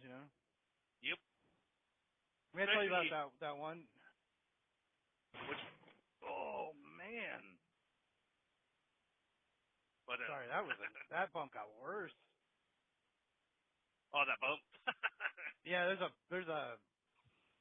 keep patching it over, and it just keeps fucking getting destroyed. I don't know how. I got it. Anyway, it's probably the heat. Yep, probably. I was telling you about that guy making like 6 figures a month or whatever off KDP by selling like notebooks. Like he designed these notebooks. You know what I mean? Yeah. Just design a notebook and sell it. There's mad money. It's like that print on demand shit. It's like, what the fuck? Yep, I've heard, I believe it. I've heard quite a bit of, even just the basic, getting the, basic book, you can upload it yourself, and, like, I started to kind of, like, I was looking at that, so I was kind of curious. I went to KDP, and of course, like, I didn't, but none of my, at that point, I don't think I had a completed, like, Blog to Show Storytime Friday, like, version quite yet. Like, I think I still had to do, like, 1 or 2 stories to actually complete, like, the first volume.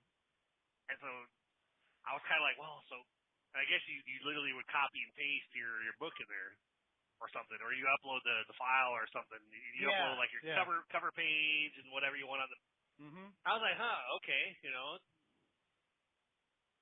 So, I'm looking into stuff like that too. Because I want to get at least see if like get at least one of my books actually like officially published and be like, all right, bring like a source of income right there and like get it out there. But with all the stuff with the the movers and whatnot, and I've kind of been like, yeah, can't do that yet. I had one publisher that's actually they have a pretty good deal. They're trying to offer me whatever, but I'm like, but then I was like, well, I can't do it right this second because we have this going on. They were trying to message me while I was dealing with the movers in Nashville. Like, I'm literally like, hey, I'm trying to move. Like, I'm here with movers right now, and it's hell and very stressful situation, so I can't do it right this second. But I'm definitely interested because that sounds like everything you're offering for that price. It sounds like a great deal, but I got to talk to you later. All right, that makes sense, sir. I just should. Like, okay, cool. And then being up here, we've been managing, It's weird, I guess, because we get our with the new company. I guess they do their safety bonus instead of monthly, like WSI. We get it weekly. Like it's broken down into like the smaller payments. So you were telling me that. Yeah. So I thought it's been interesting because I've had a couple Fridays or a couple like technically I got paid Wednesday night or Thursday morning where I got like a $400 check even though I hadn't worked. I was like, holy shit, I got paid. It's cool. Like, it's almost like I'm on vacation. Like, I'm getting paid and not having to work. Yeah. So that's been pretty cool. But then now I'm dealing with the change in benefits because they're switching over. I guess supposedly we're supposed to go. We're supposed to have our Blue Cross, our current benefits that we have with WSI are supposed to go. What they told us was, well, we're going to try to probably have that go until October during open enrollment, and then we'll have you switch over to us. But I guess WSI decided to cancel theirs, after they got purchased or whatever. So. Oh yeah. Yeah, but we got the Cobra thing, the little Cobra coverage, and we got an email about that. Yeah. And they're like, pay $1,200 for the month, and I was like, Then payroll reaching out like, we want to get that payment made. I was like, well, I don't have $1,200 to pay you. She's like, no, we're covering for the month, and we're only going to deduct your normal amount that you're paying right now, each week, and then I guess we're going to go active with their coverage, with their benefits, I guess, July 1st. I'm like, oh, okay. Okay. So they paid the $1,200 for that month, and then I've been getting emails saying like, hey, log on there to do your benefits, and I'm like trying to do it, it's saying like invalid user. I'm like, what the fuck? I'm trying to sign up, and your system's not letting me sign up. What the hell's going on? Sounds about right. Yeah, so it'll get done, but Yep. Now I get to deal with the washer issue, man. What they didn't pack those, huh? No, thankfully that was one of the two of the things that they didn't get, so it was like the washer dryer. Yeah, right. But I guess the hose for the washer, we've had it for a couple of years. It's not one of those hoses that is set like, a set like shape. It's like one of the black ones that actually it can get kinked and flattened a little too easily. Yeah. And being older, it's an older. Because that's basically probably the original hose. Just go down to the washer dryer store and get a new hose. That's the thing, man. I went. That's what I did. I ordered on Amazon to get one of a new drain hose. Yeah. And I unhooked the other one. Got the took the little clamp off the one that was connected to the actual washer, and I went to put the new hose on there, and I was using one of those little electric screwdrivers, like a drill kind of. Yeah. To put the clamp on the new hose, and even though I had the thing tight, I went to run the washer to see if it would drain, and all of a sudden it's dripping. So I'm shutting it off. Mm-hmm. I was like, oh crap. And then all of a sudden I'm trying to mess with it, and all of a sudden it's literally pouring out on the floor. And so I'm I have blankets and towels and stuff all piled up right there to kind of contain it. And I'm like, what the hell? I don't know if it's too big of a hose. So I tried to go to Ace today. Or yesterday to try to see if there was a smaller, another drain hose that had a smaller connector part that would be a little stud, on the actual drain. And pretty much all I could find was the same stuff. And the guy was like, well, if you cut that end part, because it goes from bigger to a little bit smaller. He goes, that might do it, because maybe you have to just, if you cut that part, you can probably get down there further and be a little more snugger than to put the little clamp on there or whatever. Maybe that'll work. And I was like, yeah, it's probably going to try when I get home, but I attempted to, and then it was still, it wasn't dripping quite as much, so I got it's a little bit more snug on there, but I'm probably going to have to just, I already kind of talked to a couple of different repair techs yesterday, basically be what would it cost to have somebody come out and look, because we're just trying, I'm pretty sure it basically would stop on the spin cycle. And, we'd be able to get it to spin, but it would stop, and it would just sit there for a little bit. Then we'd come down, and I'd switch it over to, drain and spin, and then restart it on there. And then it would spin and clear the close. But I was telling Allie, I was I'm pretty sure it's probably a drain issue because of the fact that hose, we can't seem to keep it open. It was just flat on a couple parts. Yeah. And so it's probably struggling to drain. She's like, yeah, it makes sense. So I thought I was going to basically just pop one off, pop the other one on, put the clamp on there, we're good. Then I'm like, why is it still leaking? The fucking hose is on there. What the hell, So I had one tech was like, well, it's $89 for us to come out and look at it, and diagnose it. And then if you decide to hire us, we'll actually apply that to whatever other charges, if we have to go get parts or whatever. And I said, if you have to get parts, how long are we talking? He goes, oh, it might be a day or two. One guy was like, oh, it'll be Thursday. I'm like, that's not going to work. Because we kind of need to do laundry now. So might have somebody coming out today to look at it, or I might go ahead and call Maytag directly and just see if I can work through them. Because there's a big sign, a little thing on the washer that actually says 10-year warranty. On certain, like, obviously it's on like certain major components of it and stuff. But I shouldn't be that much to be like, hey, it's leaking when I'm trying to drain. Like, is there an issue? Is it something with the hose I'm trying to put on there? Like what's going on, and get it working without renting another equipment. So it's like,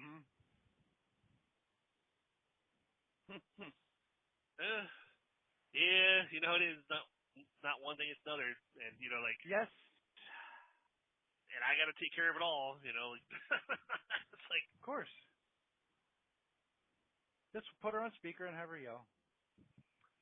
Yep. Well, we don't have to deal with that shit right now since I'm not dealing with them. So I'm like, look, like they're not budging on the dollar amount. They're not budging on the truck discrepancies. So Attorney General has all the information. The Legal Shield law firm, whatever, they have all the information. So now it's just a matter of, all right, let's see what options we have, and if it comes to where we only have the option to basically pay $8,500 to have them fully deliver, then we'll have to figure that out. But we got the house like furnished quite a bit right now, and like Allie, she just had the futon mattress initially, but yeah, like Monday when we moved in, Aaron and I, we went to a rent-a-center because we were trying to figure out how can we get bed, like how can we at least get beds, like and she was wanting to look at full bedroom sets, and I'm like, well, why don't we just get like a bed for us, but a full bedroom set for Zoe, because Zoe didn't have anything. Like, they have all her stuff. Even stuff that, like, art stuff, art supplies, stuff like that. So Zoe was, like, Aaron and Zoe were both, like, pretty equally negative when we first moved in because, like, Aaron, most of her stuff is with him. Zoe, she's like, I don't have any of my things. I don't have anywhere to put stuff. I don't have anything, whatever. We're like, no, we're trying to figure it out. Just relax. It'll be fine. And so now she has so we got 2 queen bedroom sets. Well, queen bed for us temporarily, because I was like, hey, do you guys rent? Like, can we just rent a mattress from you?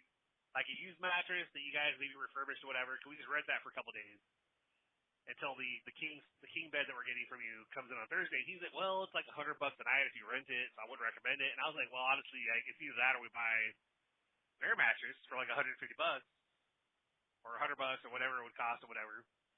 And he was like, well, how about this? Because you said you wanted to get a frame or like one of the little platforms, the little metal frame platform things for the for Allie to put her futon mattress off the ground to at least be elevated. He's like, why don't you get like the frame and a queen mattress? And you guys use that for a couple of days, and then when your king bed comes in, give her the mattress and the frame, so she has an actual part, like the main part of the bed. And I was like, that makes sense. That way at least she's actually on a bed minus the headboard and footboard, but she's actually off the ground. She's somewhat normal. So we had Zoe set up. Yeah.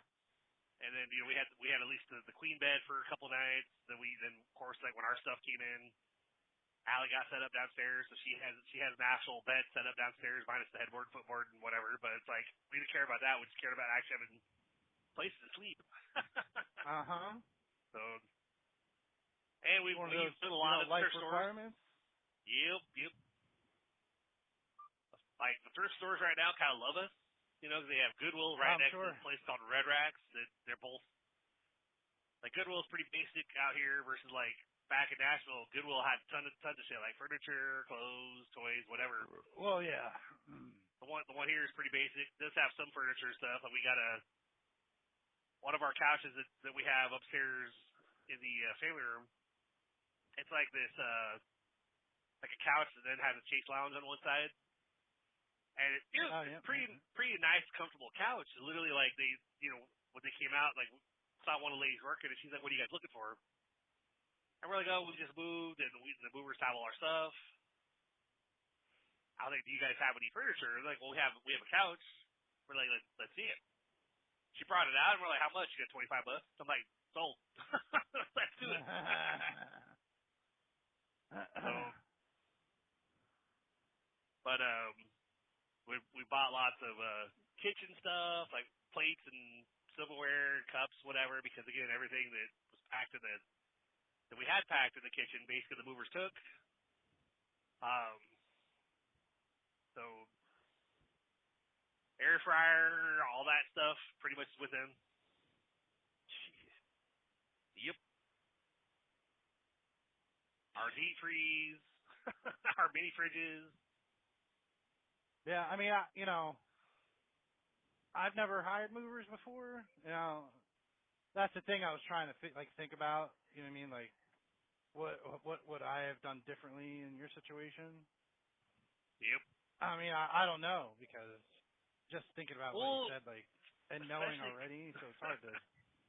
Especially because, like how disorganized they were, I might have put a flag up. You know what I mean? Like, but at a certain point, it came to where I was like, well, I can't. I didn't think I was in a position to be able to tell them to take our stuff off and put it back in the apartment. I wanted to, yeah. But I was like, they're probably going to try to charge us extra for that, blah blah blah. So I was like, well, what can we do? Or actually, when I told Aaron, I said that when it came to the point where they had to touch upstairs, I said what I should have done. But I was tired of shit. I couldn't think straight. I was like, I should have just told them, at that halfway point where they're trying to double it, whatever. I should have been like, go ahead and just take this. We'll figure out the rest. Like, I can't afford the extra charge. Like, well, and then we would have had our bedroom stuff. We would have had the kitchen, washer dryer, whatever. And we would have probably, I think we would have definitely gotten that stuff on the U-Haul, because when we got the stuff that they hadn't gotten, we filled the whole truck up, but it was only like waist high. Like, we didn't stack it too high. Like, we were just, so we could have filled that whole thing up, and we would have been fine. But at the time, I was like, we were just trying to get out of there. They said we could get all the stuff on the truck, so.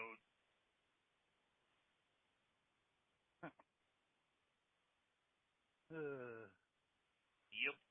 So, live and learn, man. But I believe. Yeah. Well, that's why, like, if you guys move, from what we're told, never get a quote over the phone. Oh, I'm doing this shit myself. I mean, not myself, but I'll get a truck and do it. In a couple friends or whatever. Yep. Like never get quote. Well, yeah, it's like go through U-Haul and have like get your own truck, but go through them and then give the contractors on help you load or unload. Because that was like, oh my god, this was awesome, holy shit. And I believe you can rent tractor trailers, can't you?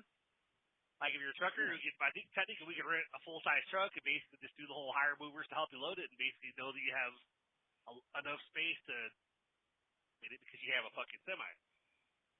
Yeah. Because like I would have done that, and it would have just. I mean, I wouldn't need it for a 2-bedroom apartment, but. Yeah. You guys would probably actually be fine with the 26-foot, the full size Penske or U-Haul, whatever. I mean. Yeah. But yep, never go through a broker. Never pay a deposit over the phone. I think we were told they had to, what they should do is a legit company should actually send somebody out to walk through with you to look at what you have. And then they'll be like, oh yeah, then they give you an estimate because you only have, you look at you have this much stuff and it's going to require this much room, this size of a truck. But they didn't do everything I did with them was over the phone. So it's like they never saw it until they got there. And then it basically doubled from what the lady told me. This is how much cubic feet you need. Suddenly, that was only half the truck. It's like, a lot of sketchy shit, man. Yeah, well, going through the fight with him,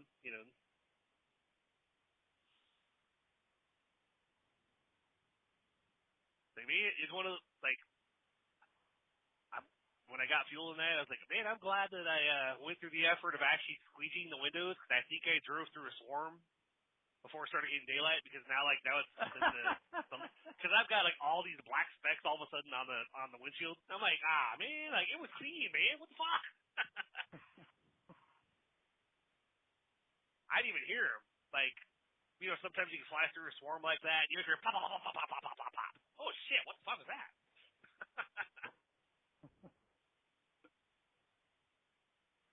Nope. I killed him silently. That's right. Ugh. Oh, finally made it down here. Sweet. Pick it up. Should have been here at 5. Now it's like 7. This is where your delivery. No, I'm picking up. I'm down here in Winchester getting my trailer finally. No, I got you. About time, man. I know.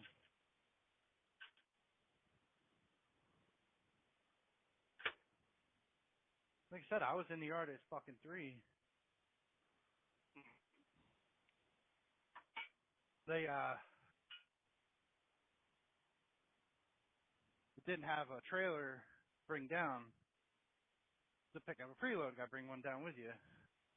Well, there was none in the yard that I could take. They were all either out of service or dirty. I got you. So he's like, oh, I gotta call your dispatcher and get permission to bobtail. I'm like, it was like an hour. Yeah. Yep. Then I had to get fuel. I got you. Somebody used my fucking truck over the weekend and left me with an eighth of a tank. Ah, man. Which is not cool. Nope. At all. Yep. And they only put so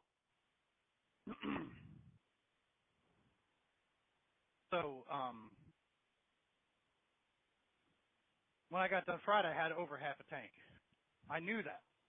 Yeah. I was perfect, the perfect amount where I can come down here, get my load, and get fuel on my way out. Yep. And I planned it all out. See what happened with that, right? Yep. But they only went like 200 miles in my truck. I got you. So there's that other half a tank.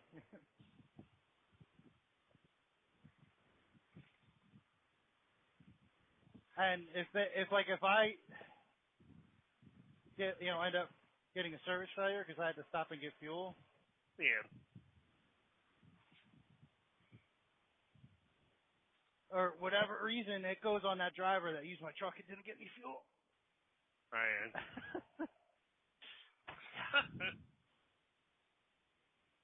You're like, I'll take the point.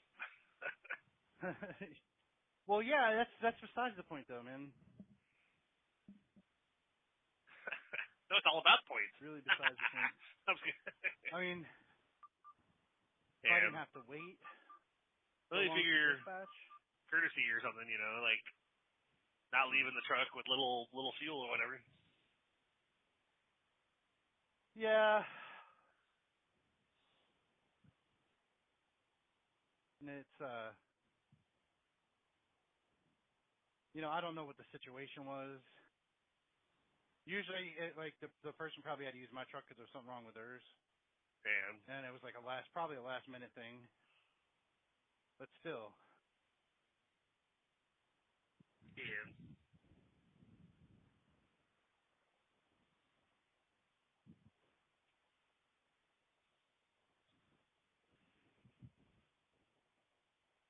Oh wow, really?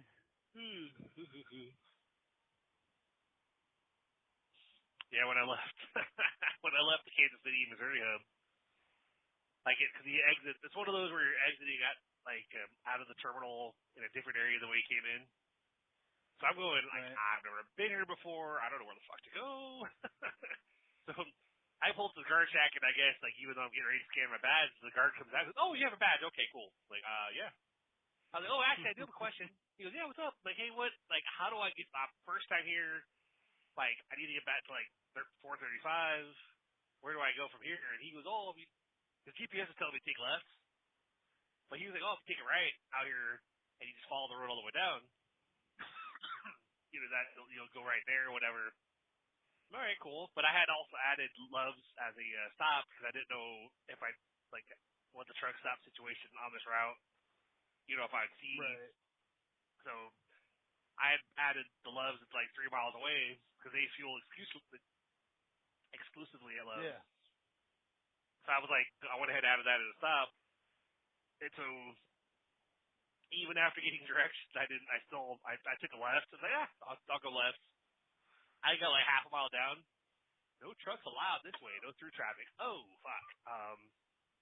You know, and of course I doubles, and there's nowhere I can really turn around, but it's to go down 1.5 miles, and your location is like 2 miles away, and I'm like, I'm just going to keep going. Like, I can't turn around, can't do anything about it.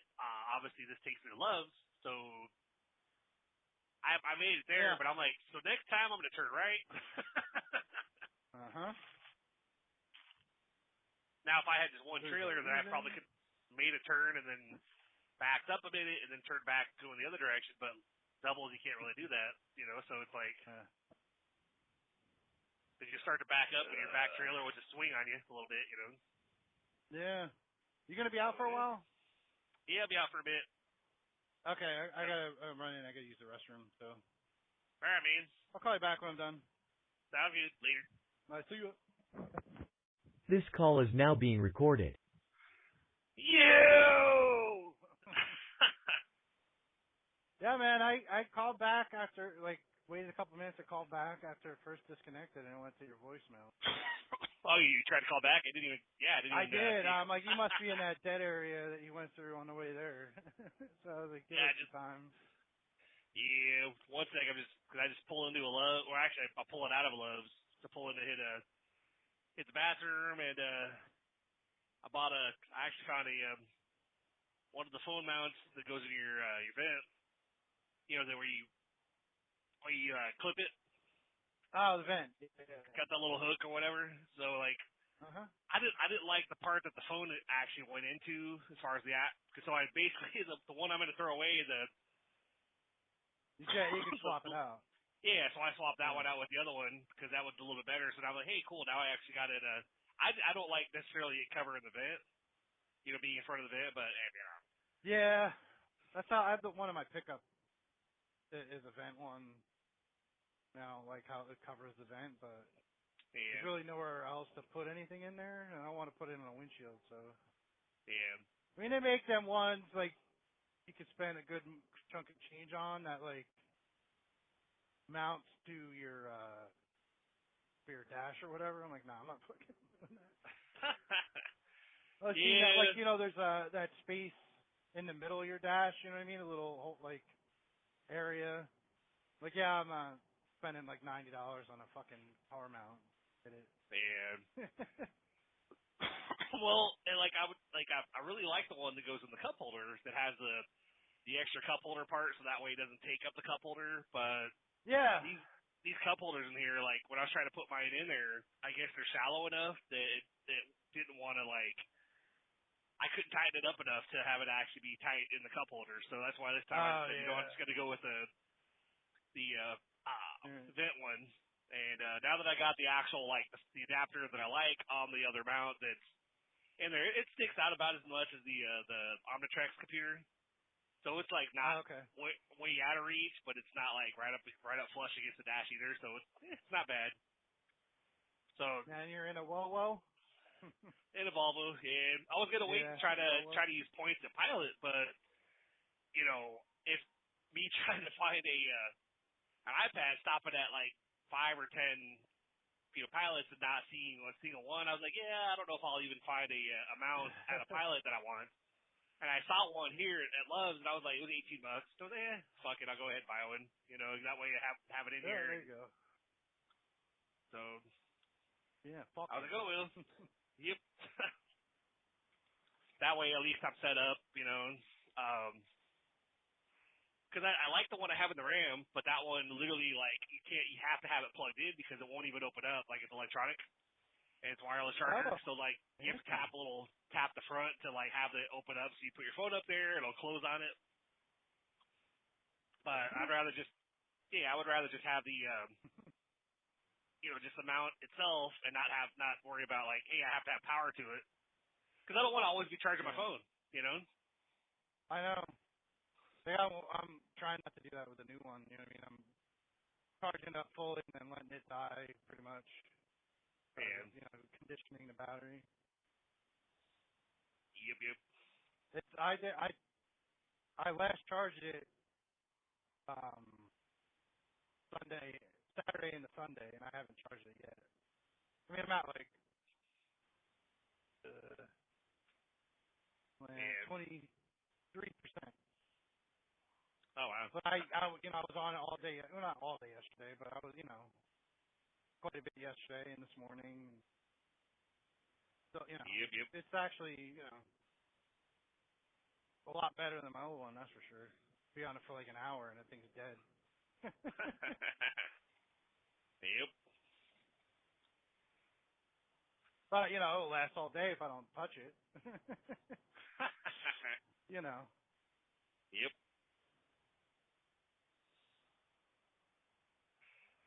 Yeah, right. What it's at now, it should last me till I get home. So, I mean, I am. I'll be on it a little bit when I'm unloading, but Yeah.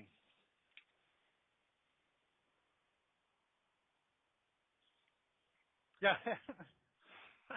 Yeah, because I didn't even realize you tried to call back because it never alerted me or anything.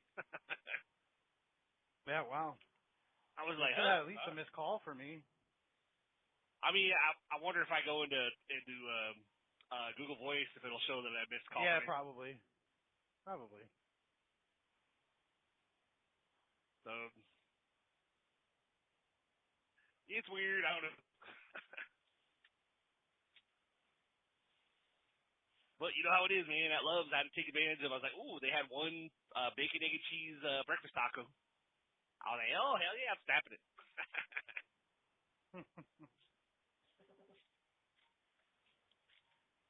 Well, because they had Arby's in there, and I was like, yeah, I don't really need anything that big. I just thought I would just grab something small, Yeah. A little, snacky poo.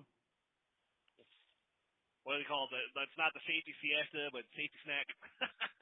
Yeah, sure. Get a little energy going, Mhm.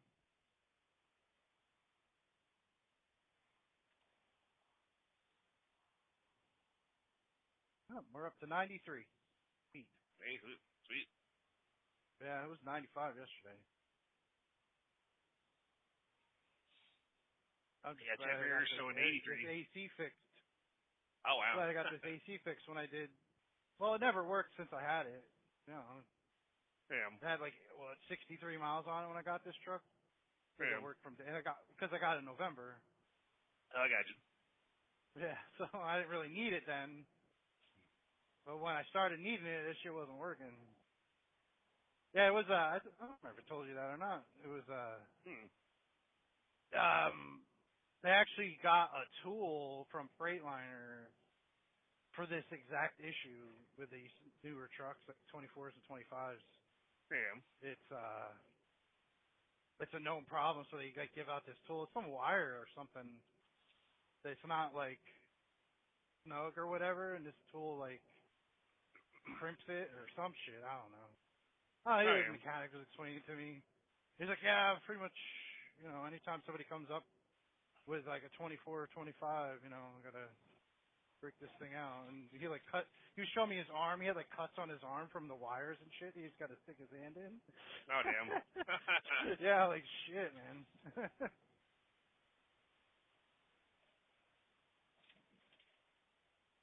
Anyway, good times. Yep.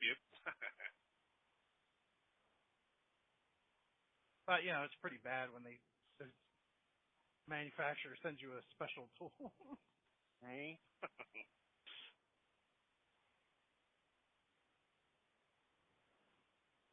Well, hell, I think when I bought a Jetta, Volkswagen Jetta with my ex, we went to take that. We didn't know anything about them, so we went to take that in to get an oil change.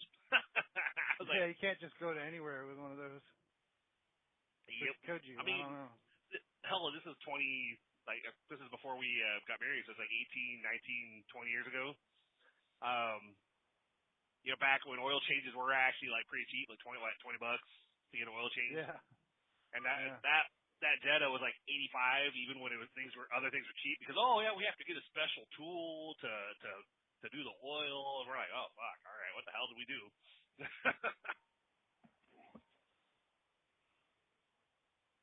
Like, yeah, but if you take it to a place that just all they do, they should have that tool already. The fuck? But it's like the movers wanting to charge us for labor and materials. It's like, yeah, like it's all included in the price. What the fuck? I'm like, hey, what happened to Sketchy, man. What was that $3,500 for? Oh, that was just the for your reservation. Okay. Like, no, that $3,500 should have covered some of that. Yeah.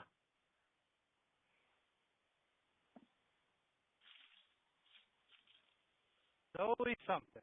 Always something. Yep.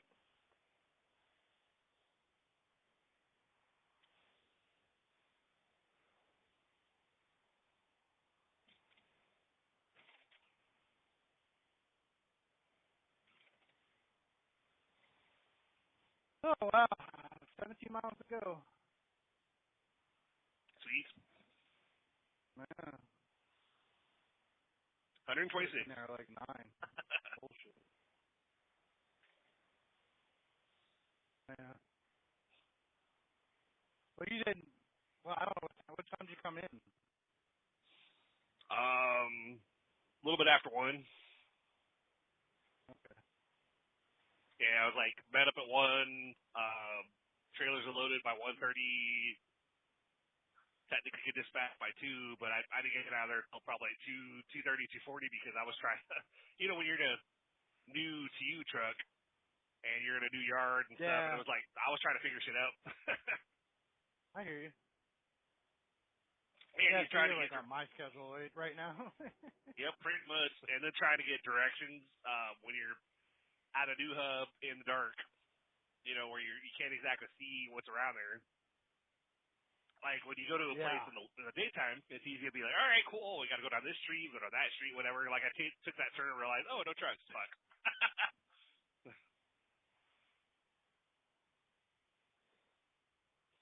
You have a terminal next to a route that technically trucks are not allowed to have through traffic. Every time. Which tells me that I'm pretty sure I I'm not told you that the other one. first off. Yeah. Well, by the way, you can't go that way. Yeah, like if that guard had told me that, like they just told me, oh yeah, you go right, go down, and you'll end up right there or whatever. I was like, how do I get to the highway? Even though I was being directed the other direction. I was like, so I went the other direction only to be like, oh, well, crap. Like they didn't say anything about, don't go that way. Because I saw another truck turn left. So that's kind of why I didn't think anything of it, Yeah. But, fucked around and found out. Now I know. Yep. Because part of the house passing by a bunch of houses, like neighborhoods or whatever, and I'm like, I'm just waiting for a random cop to be sitting out here and almost to pull me over and ask me why I'm out there. I'm like, because I'm new. Like, I have no idea what, I'm not familiar with the area, and I just literally, tonight's my first night, whatever, but.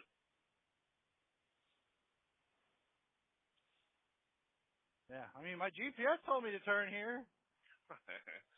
It told me I could make it under that 12-foot bridge. Yep.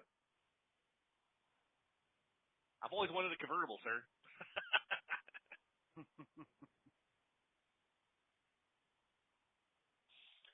It's like on the front of the, in the U-Haul, big old sign talking like there's a couple signs in there like warning placards. It's like 12 feet, 6 inches tall. Yep.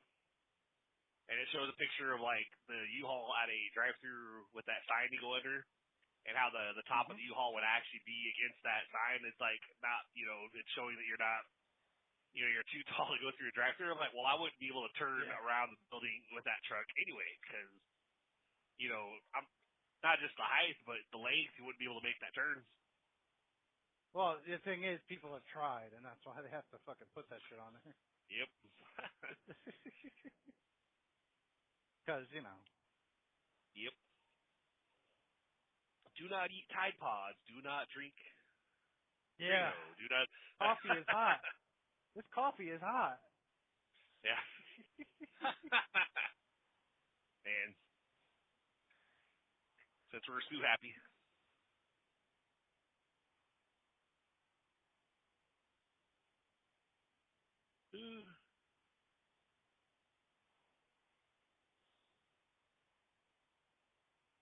Yep. Oh, where's my...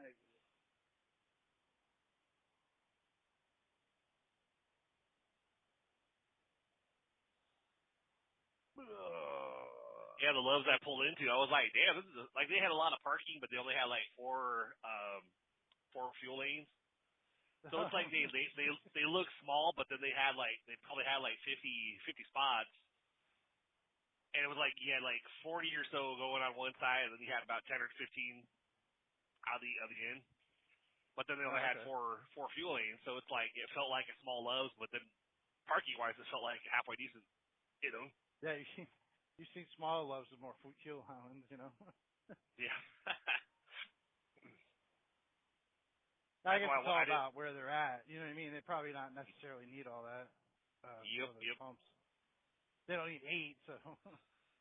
I like when a lot of times when I pull into like a regular size, you know, one of the main ones where it's like you got like 30 or so fuel lanes, they got shit ton of parking, and their parking lot's huge, whatever, because they're a new facility or whatever.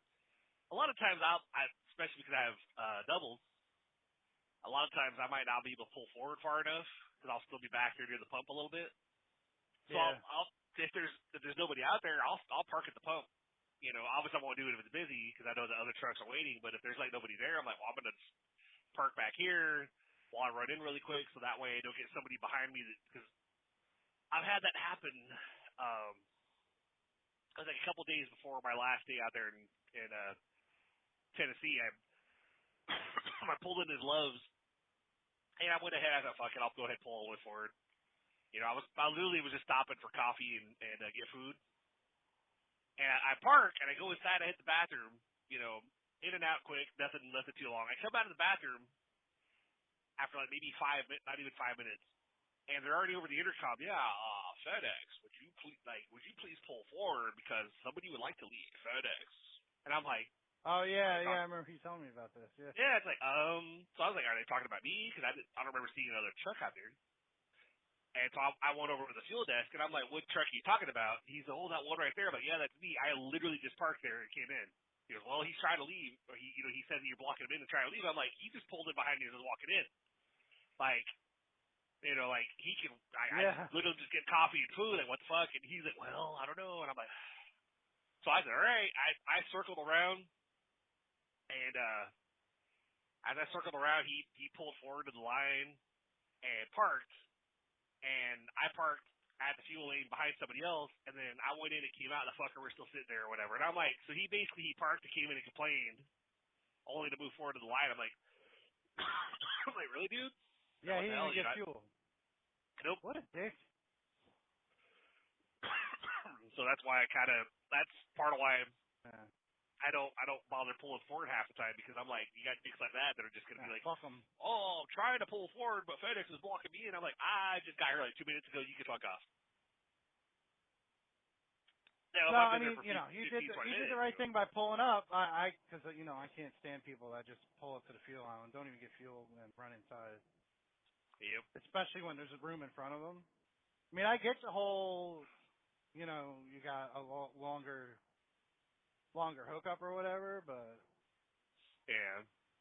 Well, like I'll do it if it looks busy. Like if there's a lot more traffic there, I'll try not to block them. I'll try to go ahead and pull forward and be like, all right, I'm going to be in and out quick or whatever.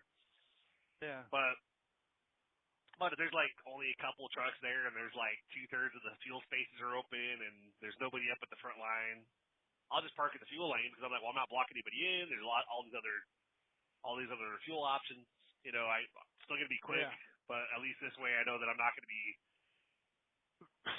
running back out to the that's truck the key with thing too. You're going to be quick, and you're thoughtful about other shit going on, like most of the people you run into that you give a shit. Yep. They're in there taking a shower with their truck's parked at the fuel island. Yep. You know, what the hell? Yep. Meanwhile, there's like fucking 50 open spots.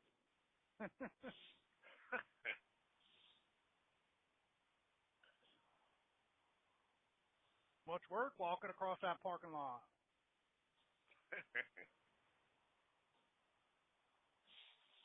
It is, man. You know, Yeah. all those steps we gotta take. Mhm.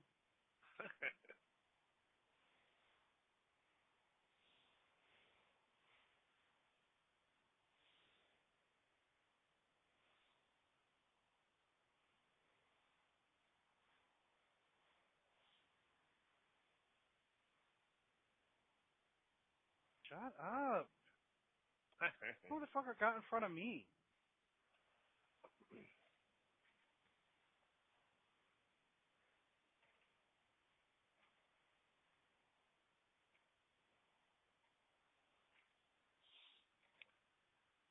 He's like, some bitch. We're about to hit it 55. Ooh, pull in and let's close. Glad they're closed. Well, the trooper's sitting in there, but the lights weren't on, so. And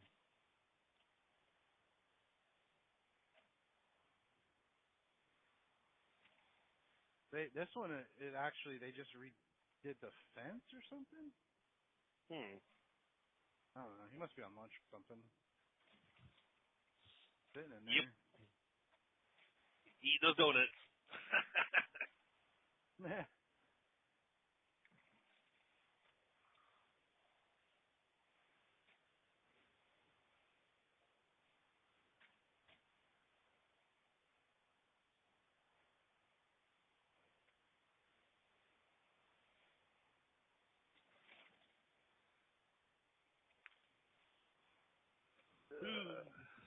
Well, no, they had that one blocked off for a while, and then last week they took the barriers away because they had replaced at the entrance or whatever. Yeah. And now it's like, Monday, it's all gone and they're back in there again. I got you. And it's not an easy. They're on 222 North, outside of Reading. Yeah. It's not an easy one. You pull in there, you go through, and then to get back on 222, you got to go right and then make a left and then go up the side street and come out to the fucking intersection. It's fucking retarded, dude. I am. Yeah. It's not like like a rest area like all the other ones in PA, You just drive through it and then right back on now. And then you got to go right up a fucking hill. I am. Anyway.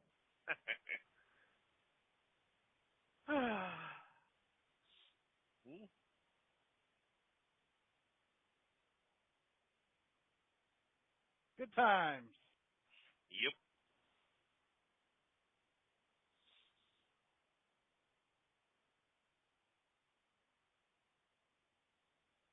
Yeah, I think you got to come in at 10:30 tonight, because I'll be doing from what he said, I should be doing going to Olathe first, running a load over there, You're coming be back. done by noon, then. What the hell? You can't even do that. If you're not done by noon, you won't be able to come in. Well, it's only 9-something here. Oh yeah. We got another hour or so. Maybe a little more. I guess technically it says 2 hours and 4 minutes. Oh my goodness. Cutting it close. That'll put But you already know what you're doing tomorrow or tonight. Yeah, man, that's See how that is? So I told Rex, I was like, I'm just liking the fact that already, because I was talking to him a week or so. I think it was a week ago from this past Friday or Saturday. So not last week, but the week before, and I was like, hey, Rex, Randy gave me your number. Randy's the owner, or one of the owners. Mm-hmm. And I reached out to the owner and basically was like, hey, Randy, so, like, do you guys have any idea what you guys want me to do? Like, what's planning to jump in on the first Tuesday after I moved? But I said we kind of deal with some mover stress and trying to just get settled in, so I'll probably be available like the following week or whatever. And he's like, oh yeah, just reach out to Rex. He's actually the one that handles a couple of those, that area. And I was very cool. So like, hey Rex, Chris Blott's here. I don't know if you talked to Jimmy or whatever, but just relocated up here. And he's like, oh yeah, Jimmy told me you were coming up. And so we were going back and forth. He's like, so what did you do back there in Nashville? I said, well, I usually would come in by like 10. And I was jumping around. I said I was on dedicated for a while. Then for the past year and a half, kind of been jumping around and, getting done by like 6 a.m., except for like Sunday, get back at like noon or 1 o'clock. And he's like, oh, okay, yeah. But let me see what I can put together. Let me see what I can find out, or figure out, and I'll definitely get back with you to try to find you something. All right, cool. That's what, like a day or two later, he messaged, like, I think I have something. There's this run, go to Coffeyville. It's like a 6-day run, but they might be able to do it with 5. Because I said I'm cool with 5 or 6, mainly because I'm cool with having 2 days off instead of just 34. Uh-huh. But I said, money-wise, I'll do especially when they're adding the Olathe, that's going to put me, that's almost like a 500-mile day for 6 days. So I'll be like between 2,500 and 3,000, I guess, for mileage for the week. So I'm like, I'll take the extra pay, since, especially after how inconsistent it was back there in Nashville, Yeah. Having some days where I just didn't get a call, so I just wasn't working, So sounds like this one runs 6 days a week at least, and I'm in a truck I'm not having to jump around in, so I'm like, yeah, that's cool. Yeah, basically a dedicated run, right? Basically, that yeah. leaves out at the same time every day. Yep. Like, I'd be cool if I didn't come in earlier and do the Olathe runs and just did the Coffeyville, even though it'd be 400 miles for the day instead of 480 or whatever. I mean, the mileage, it would still be fine,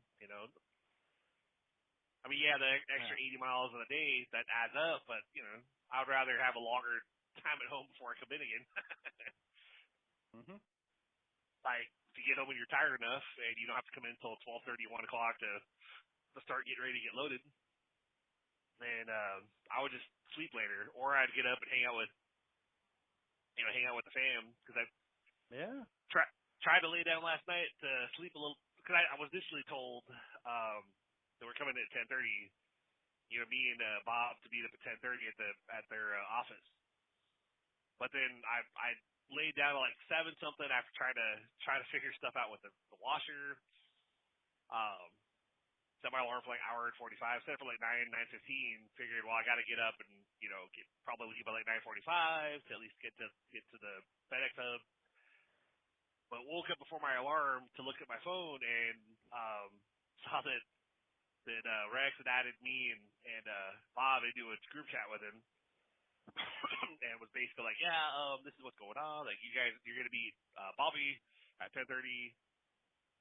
Or, I mean, he was initially saying at 10:30 earlier in the day, but I guess I hadn't seen the messages though. But then the update was actually like Sundays you're only doing Coffeyville, but then during the week you're going to come in a little bit earlier and you're going to do the Olathe run really quick, and then you're going to do Coffeyville. And I was typing the question because I was like, so do I have to come in at 10:30 if I'm not getting loaded till 2? But I didn't get a chance because Bob actually said, so what time are we supposed to meet tonight then? And he's like, well, that's up to you guys. You guys go ahead, just like coordinate together. So then Bob was messaging me separately or whatever. He's like, so what time do you want to meet tonight? And I was like, I was kind of curious about that myself. If I'm not getting loaded till 2 or whatever, then, it doesn't make sense to be there at 10:30. He's like, let's meet at 1. I was like, all right, cool. That works. So set my alarm for midnight, but then, Aaron was out there in the main room with Allie and Salix, and Aaron was playing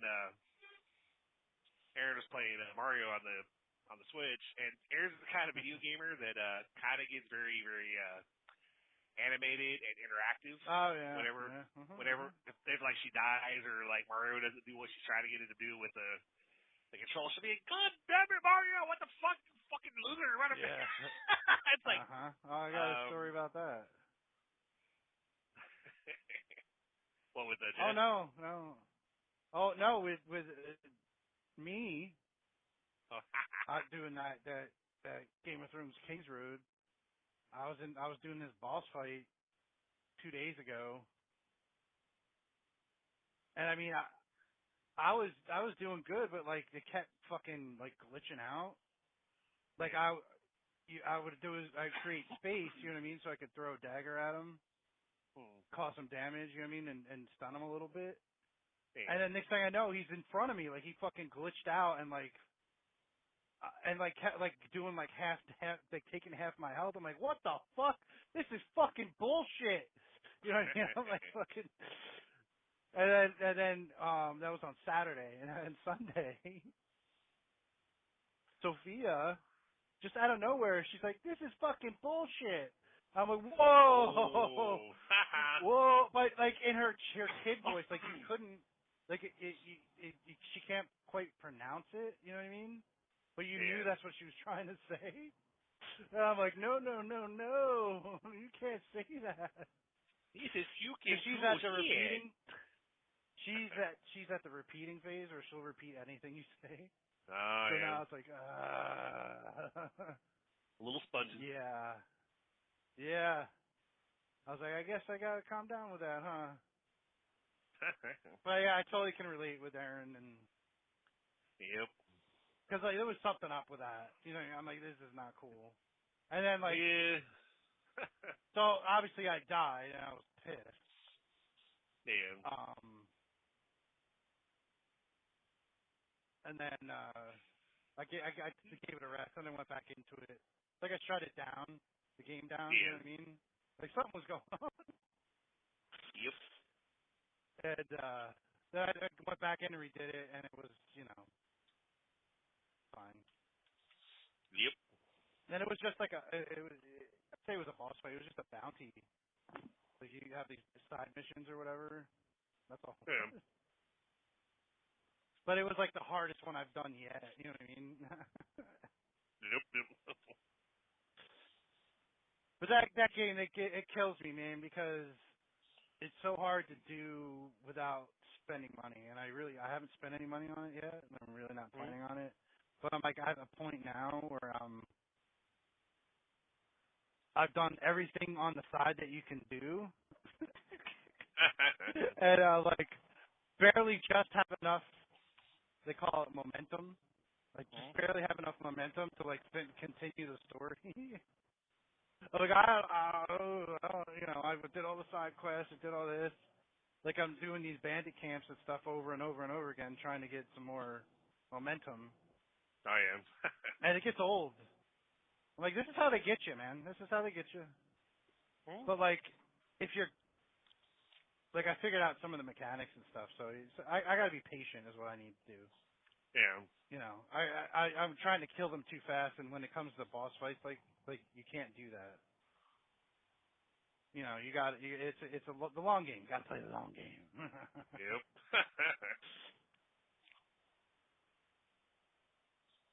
But it's also like so it's on my PC, so it's like keyboard and mouse. But I have a controller as well, so I tried playing with a controller for a little bit. And I'm like, this isn't working. Because it's not even like I'm used to the Call of Duty setup. You know what I mean? It's a little different than that. Like you got to use the X, A, B, O buttons to like do the attacking versus the triggers, like in Call of Duty. So I'm like, this is weird. I am. This is real weird. I'm sure I could change the bindings or whatever, but I'm like, I'm not. I'll just stick to the keyboard and mouse. A lot better.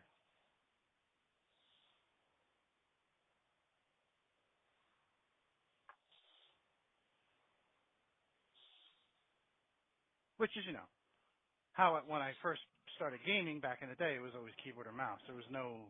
I think PlayStation 1 was the thing. Bam. But then, like, getting away from the PC, and then getting away from PC to like PlayStation 4 and 5. You know what I mean? It's like, oh, I'm so used to the controller, and it was hard to get back into getting using the keyboard and the mouse. But just like anything, it just takes time. Yep.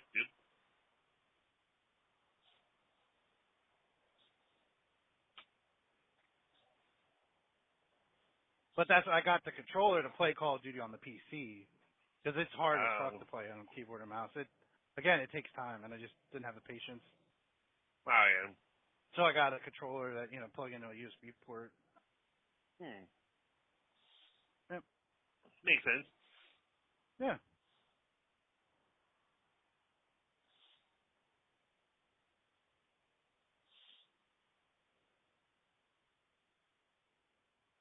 Came in this fancy case and everything. Yep.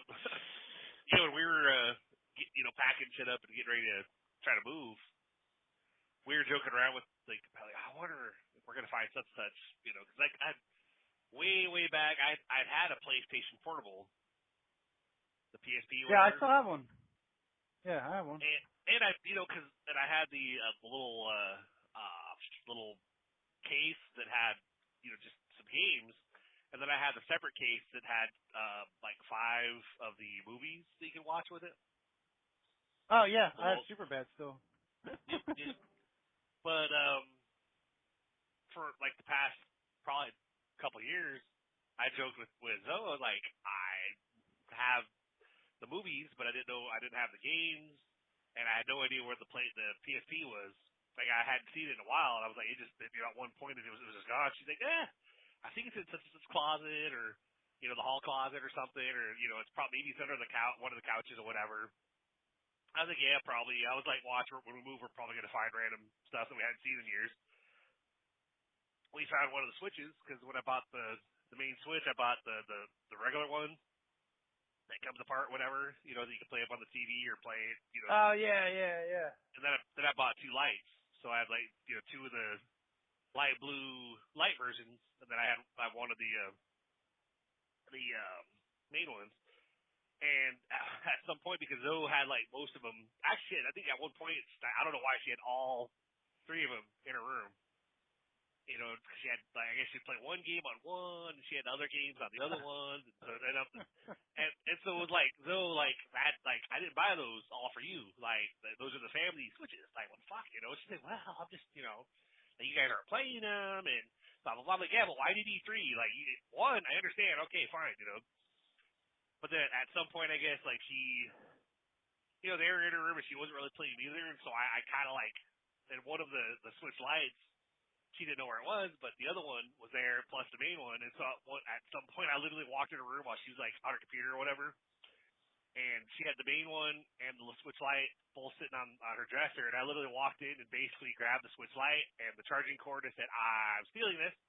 It's like, basically, I'm repossessing it. Yep, pretty much. I'm taking this back. Plugged it into one of the charging outlets in our bedroom, and basically anytime it wasn't charging, I would, put it in one of the drawers of my side desk or whatever. That way it wasn't just sitting out invisible. Mm-hmm. And then it's funny because, like, when we moved, there was still because we did short little videos. I guess Bugs, Zoe's phone died, I guess, just before we were gonna walk out. Like, she and I were gonna walk out for the last time and then go get in the U-Haul and go meet Aaron and Allie and Salas at at the gas station at the Circle K or whatever. But when we walked out, she was like, "Oh, I want to do a short." Sorry. No, I said gas station, but that way Circle K. Yeah. Strange things are afoot at the Circle K. Yep. Gas station. Discount on your medical needs. Buy 1 ounce, get an ounce free. But so so I handed her when she was like, I want to do a video, but my phone just died, you know, and I basically brought up my camera and handed her my phone, like, go ahead, you know, so she did like little short videos in each part of the apartment, basically like showing after we got whatever we could out. She was showing what the rooms still looked like, which there was still debris everywhere, but you know, yeah. And I was like, well, I really wanted to clean up a little bit more than that, but she's like, well, Sissy and I we cleaned quite a bit, got rid of like with the broom and the dustpan and trash bags and stuff. We got rid of a lot earlier. That was the movers that kind of like stirred about or whatever. But you know, obviously, like there's just way too much. And I was like, yeah, they're gonna come in here and massively, you know, they're gonna get rid of the carpets and you know, hopefully install new windows. Our windows never fully closed. You know, so it's like we weren't really too worried about it. We're like, they're gonna have to come in here and basically do a ton of shit anyway. So. But, you know, and then it's funny, they like when we left, cause I had my key and I had Zoe's key because Aaron and Allie, they're like, well, we're leaving to go down to Circle K. We'll see you down there. And I'm like, well, I kind of need your key, love. You know, got an envelope up here. I'm going to put the keys in. And she's like, well, they didn't ask for the keys back, but I'm not too worried about it. Just turn it in your guys' when I'm like, all right, fine, whatever. Just like I still have the mail key for that apartment complex, but I'm sure they're probably going to be switching that out too, I'm sure. Yeah. So when I put the keys in the little envelope, basically on the envelope, I wrote, you know, 131, moving out. Thanks for everything. I wish you guys the best, you know. and then there was no drop box to drop it into, so I literally folded that envelope in half, and I kind of did the whole little wedge it in between the little crevices between the doors, or you know, where it kind of could poke through a little bit, but obviously I took a picture, so you know, and they tried like a day. Left it there. Yep, pretty much. And then like 2 days after we got to Green Valley, they, you know, I saw had a national call, and I looked at the number, and I was like, oh crap, that's Landmark and Lindcrest. Fuck that, I'm not answering the problem. Because I was worried it was like you left the apartment trashed. We're filing charges against you, but basically the voicemail basically was like, hey guys, just this is so and so at Landmark and Lindcrest, just wanting to verify that you guys are wanting to return the apartment to us, and because there's still some belongings in there, you know. But if you guys just give us a call, you guys, you know, if you want to come back and anything that's still left in there, and we're just like, we didn't call them back. We're like, no, we're done. We're out. We're in Missouri, so do whatever you guys have to do. Guy just came out, so I gotta go. I got you, man. So I'll be out tonight. I'll let you later, man. Good luck. Yeah, all right. Yep. See ya. Bye. Okay, bye.